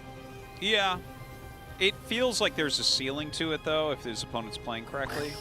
Because, like, he's not getting upgrades quickly, he's not getting splash quickly, so I think if you block it really well and don't waste any of your army, there are going to be windows. It's the gateway, But finding man. those windows are difficult, that's for sure. It's the gateway, man, that you talked about, Artosis, before on your stream. It's very... Sometimes they just make gateways, man. they don't really look what you're doing. Yeah, they just have a lot of units. Attack move is a good move. A is a good key on the keyboard. It is good. It's one of the better StarCraft keys on the keyboard.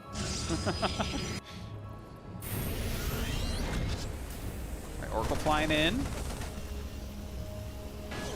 Just forced out very easily. Some good defense there from Kier. What a mind drop. Forced feed, turning around. Oh, God, he's gonna. Yeah. That's not a happy moment. Okay, what am I seeing? All right, he's going to pick that last one up. This was great defense. And just proceed with caution. It's funny because we saw Kier pull away, and he's like, you know what? Just came in there, and it's like, well, he's going to kill this now. The Phoenixes were pretty well hidden. And honestly, this was like perfect defense. Now, that doesn't mean it's the end of the game for Kier or anything. You can have a Widowmine drop not do very much and still be okay, but obviously he was looking for a bit of damage there. Twilight and Forge coming up. Phoenix into Twilight Forge, so he should be going mass charge lot here. Yeah, well, it's like we've seen before. Yeah. But that's a game that we've already seen lost, right? Where Kier like kind of came out and brought the boys for the third attack, and it was like, oh, you need a little bit more, right? You're playing against like 24 charge lots and like a sentry and 2 stalkers. Not enough boys. It's like, well, I think not enough Marauders and Marines. You know, get that ball a little bit bigger. Like, yeah, you know, to each his own. Just bring more SCVs. That beats Zealots. Like, okay, that's a cool like, no story. taste. I'm like, you know, tomato, tomato, potato, potato, you know.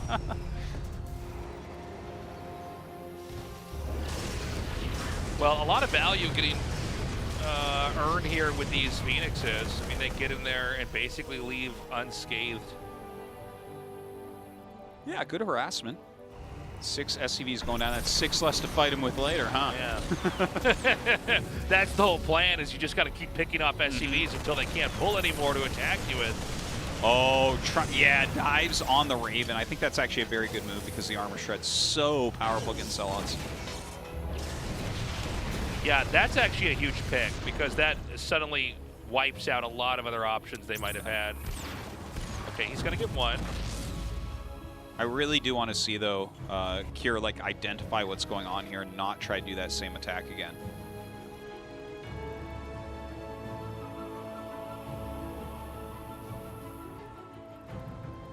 Well, Terran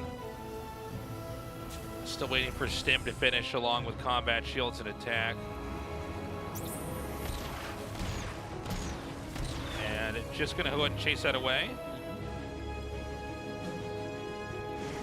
Yeah, this is so similar to the game they played before. It really is like a recreation of that. More gates are finishing. I mean, when you see something like this coming, you know you need a few more gateways because it's really all hinged on one moment and not, you know, trying to balance the game tempo-wise later on. That's kind of funny. He should have engaged that, I think. I think Kier should have microed forward instead of backwards. He could have picked off 4 or 5 Zealots there for free.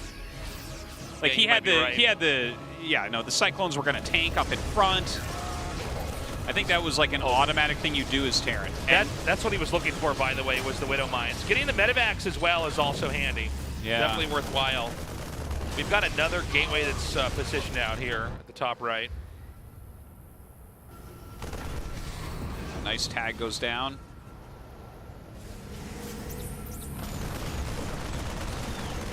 All right, get some decent lock-ons. The Phoenixes are doing like quite a good job, I think.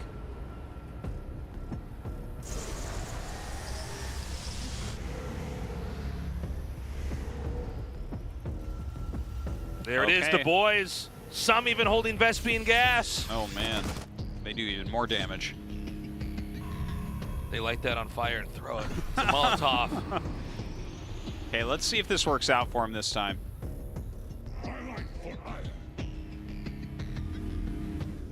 Okay, he's got a very good position. Yeah, with the this here. flank is a very good idea. Oh, no, the boys are on the wrong side. Well, he actually micros to the side pretty darn well here. His main Bioforce has barely been touched so far. Yeah, he's going to come in again. Overcharge goes up, pass it back up. Some good lifts coming in from Hero. Really utilizing those Phoenixes to their fullest. They're going to target down the battery. Oh, doesn't quite get it there. So painful. Being low on health. Oh man, the mind draw was sick. Yeah. All right. Basically the same thing here. Yeah. Right? Where Hero pulls the boys, doesn't quite have the mass that he needs. It was a good flank from Hero, though. If Hero had come in only from one side, I think Hero very likely is going to do much better there. He lost all the SCVs super quickly, but that's it. Hero eliminated. And look at that. Yeah, Hero makes it through to the next round. Damn, dude. Hero survives. Maybe more than survives, he dominates, man, pushing through here. Well, he's not as good as Mr. Proxy Hatch. Yeah, but I mean, the only thing that could stop him is proxy hatcheries, which Hero can't make. I mean, he's a Terran player. Yeah. So, wow.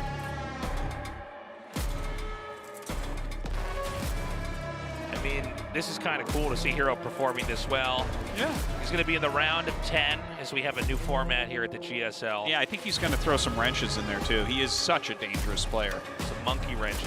Yeah.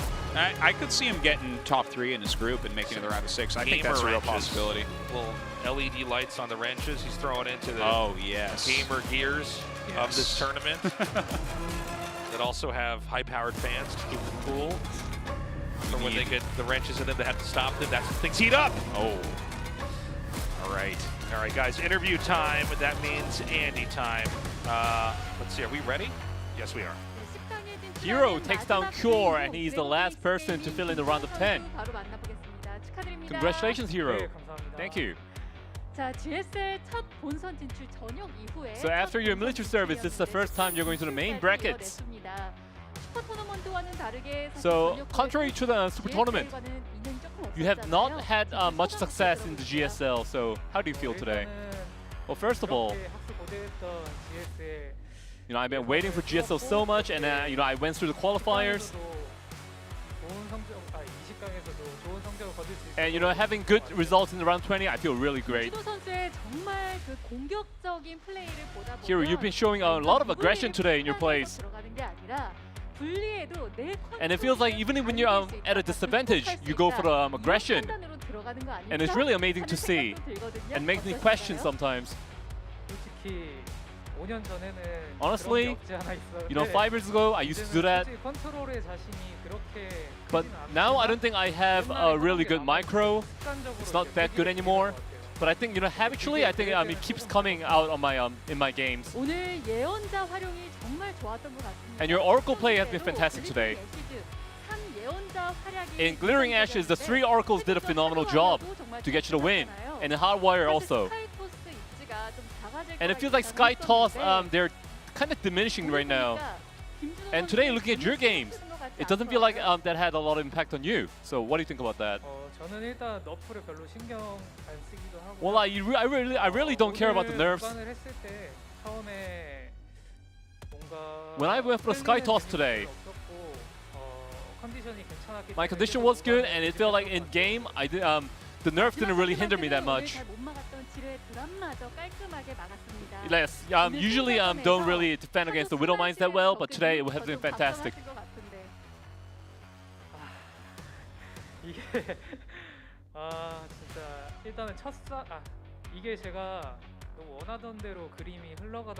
Things really went according to my scenario today. And I feel like I did some signature plays, and I think the Adept that was trapped, I think that was my big mistake. And after you got proxy hatchery by RagnaroK, you showed a very awkward smile. So how did it feel getting proxied by RagnaroK today? When we used to be in the same team, I used to buy him good meals, good drinks, but now that he's backstabbing me, feels kind of bitter. But RagnaroK, he knows me too well, and I think he's made a very thorough preparation. So in that aspect, I did consider that factor, but I did make trivial mistakes today, which led to my loss. 밸런스는 별로 신경 쓰지 않는다고 Before you 하시긴 mentioned that you didn't 했는데 really care about the balance, 사실 지금 밸런스가 and right now, 10강에 the topic of balance has been very controversial, very hot. 4명, 테란이 3명. So far, we have 4 Zergs, 3 Terrans, 3 Protoss. That's like a great equilibrium, great balance. So it feels like there is no like disparity among the races. So what is your opinion on this? 일단은 Well, first of all, 진출이 말을 해주는 것 같고 well, I think advancement tells you the 사실 facts. 연습 때는 저그전은 그냥 괜찮은 것 In 같고 practice, my Zerg matchup has been really good. 조금 힘들긴 한데 그 부분을 I mean, the 대회에서 PVT has been kind of hard. 누가 연습을 열심히 했고 So I think it all comes down to whoever practices the most and whoever shows the best performance on stage. 선수들의 그 인터뷰는 다 징징이었다. So are you saying that all the other players were balance whining? 개인적인 의견의 차가 다르겠지만 Personally, 저는 앞서 말했듯이 as I said 밸런스 before, 패치가 된지도 몰랐어요, 사실. I didn't realize that there was a balance patch recently. I only knew that after speaking to other players. So I was really oblivious to it. 이전에 올라갔던 프로토스 선수들과의 Well, that's very contradicting to the past advanced players. 앞으로는 이제 풀리그로 재편돼. So from now on, it will be a full league system.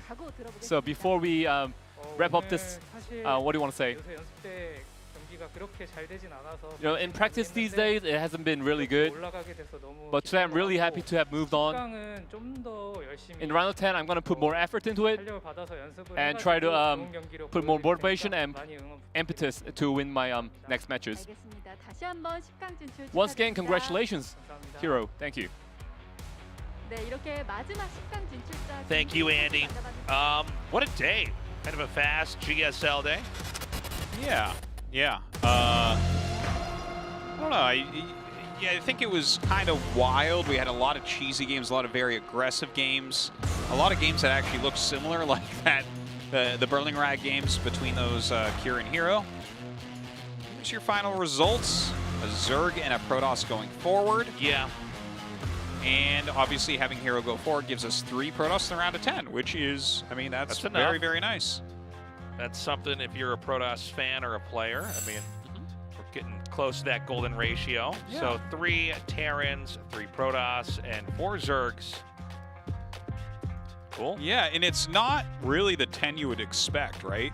Like Ryung, Creator, RagnaroK, right? These are kind of question marks in that next round. Yeah, I think so. I mean, you got your Maros, your Traps, your Rogues for sure.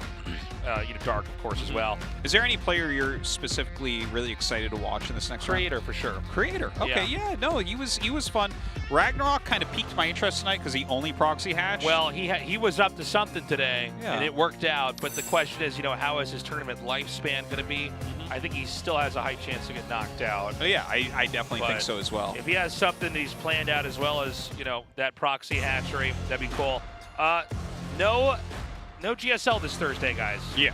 So that was actually news to us. We almost forgot. We would have both just shown up here and realized we had wasted our afternoons. So we're going to be back exactly in 1 week for Group A, and that's going to be a 2-week process for the round of 10. And then we're going to be back Monday with the round of 6, and then the semifinals. And yes, this is not our normal format, but it is the new normal. Yes. It's going to be a fun year with this new format, and can't wait for that round of 10. Right. The actual groups A and B, will be released in the next couple of days, so just watch the Africa TV social media stuff, and that will come out. Yeah, there'll be more info on that soon. And, kind of crazy, such a short group. I thought it was going to be a little bit longer than it was. Yeah, I mean, hope sure. that Bunny's hand gets better. Yeah. It's too bad. It's a real detriment if you're a pro gamer. Any injury with the wrist of the hand, speaking from experience, that could take a while to recover. So hopefully he's going to get better and come back and perform because he is one of our best Terrans. Yeah, he didn't really look like it tonight, unfortunately. Had a pretty decent game against Cure, I thought, but a tough night for him overall. An interesting night for GSL, and I think it rounded out our next round perfectly, right? Like we have the golden ratio of 3-3-4. Yeah. Very cool to see. I don't have much else to say. Hero is playing incredibly well, but I don't know how long that's going to last. Although we don't really know if Terran is going to be the thing that's going to stop him from advancing as well. I mean, the big theme with GSL has been that there is, so many strong Zergs that really, if you're going to be a non-Zerg player advancing, you better be good at that matchup. Sure. As in versus Zerg. Yeah, I would definitely say so. He had a hard time against RagnaroK, but those were very strange games. And honestly, though, I feel like Kjær didn't play like his best TVP tonight. There was like some errors there against Hero, whereas I look at Hero's style, and I really think Ryung will beat him, and I really think Maro will beat him. If he continues to play just like this, I really do think so. Yeah, I think you're probably right about that. So we're going to have Thursday off, guys. No GSL. But we will be back immediately on that Monday. And then pretty quickly here, we're going to get closer and closer to the end of the tournament. I know. It wraps up really quickly after the first few rounds. It kind of sneaks on you. Yeah. Even for us, there's a period where we're like, oh, gosh, there's only a few more days left. And then we, get a little bit of time off and then start the whole process over again. 4 weeks, I guess, left, technically. Well, I guess that's longer than we've already been going for, but, still, it feels quick. Yeah. Well, guys, thank you so much for joining us. Again, no group selection, so don't look for that. Yeah. And we'll just tell you the groups. Yeah. Not today. Not today. Another time. And what else will we tell them? Because they're not letting us close this out. We're just... check out the ASL on the same Fricka TV YouTube channel. Did we get another wrapping VOD up as well today? Yeah, today or last night late. I can't remember exactly. But There should be another ASL VOD. If you want to keep watching that, you can. It's available on the same page that you're watching this on now. Obviously not in live. Somewhere in the VOD section. Very easy to find. Yeah. You just go to uploads. It's one of the If you newest like ones. GSL and you're not watching ASL, it's kind of crazy. It's Yeah, kind it's of a little weird bit you would weird. not do that. If you're this much of a fan of this show and you're like, no. Okay, well, now we can close, guys. Thank you for joining us. We'll see you in 1 week for the round of 10. Bye-bye.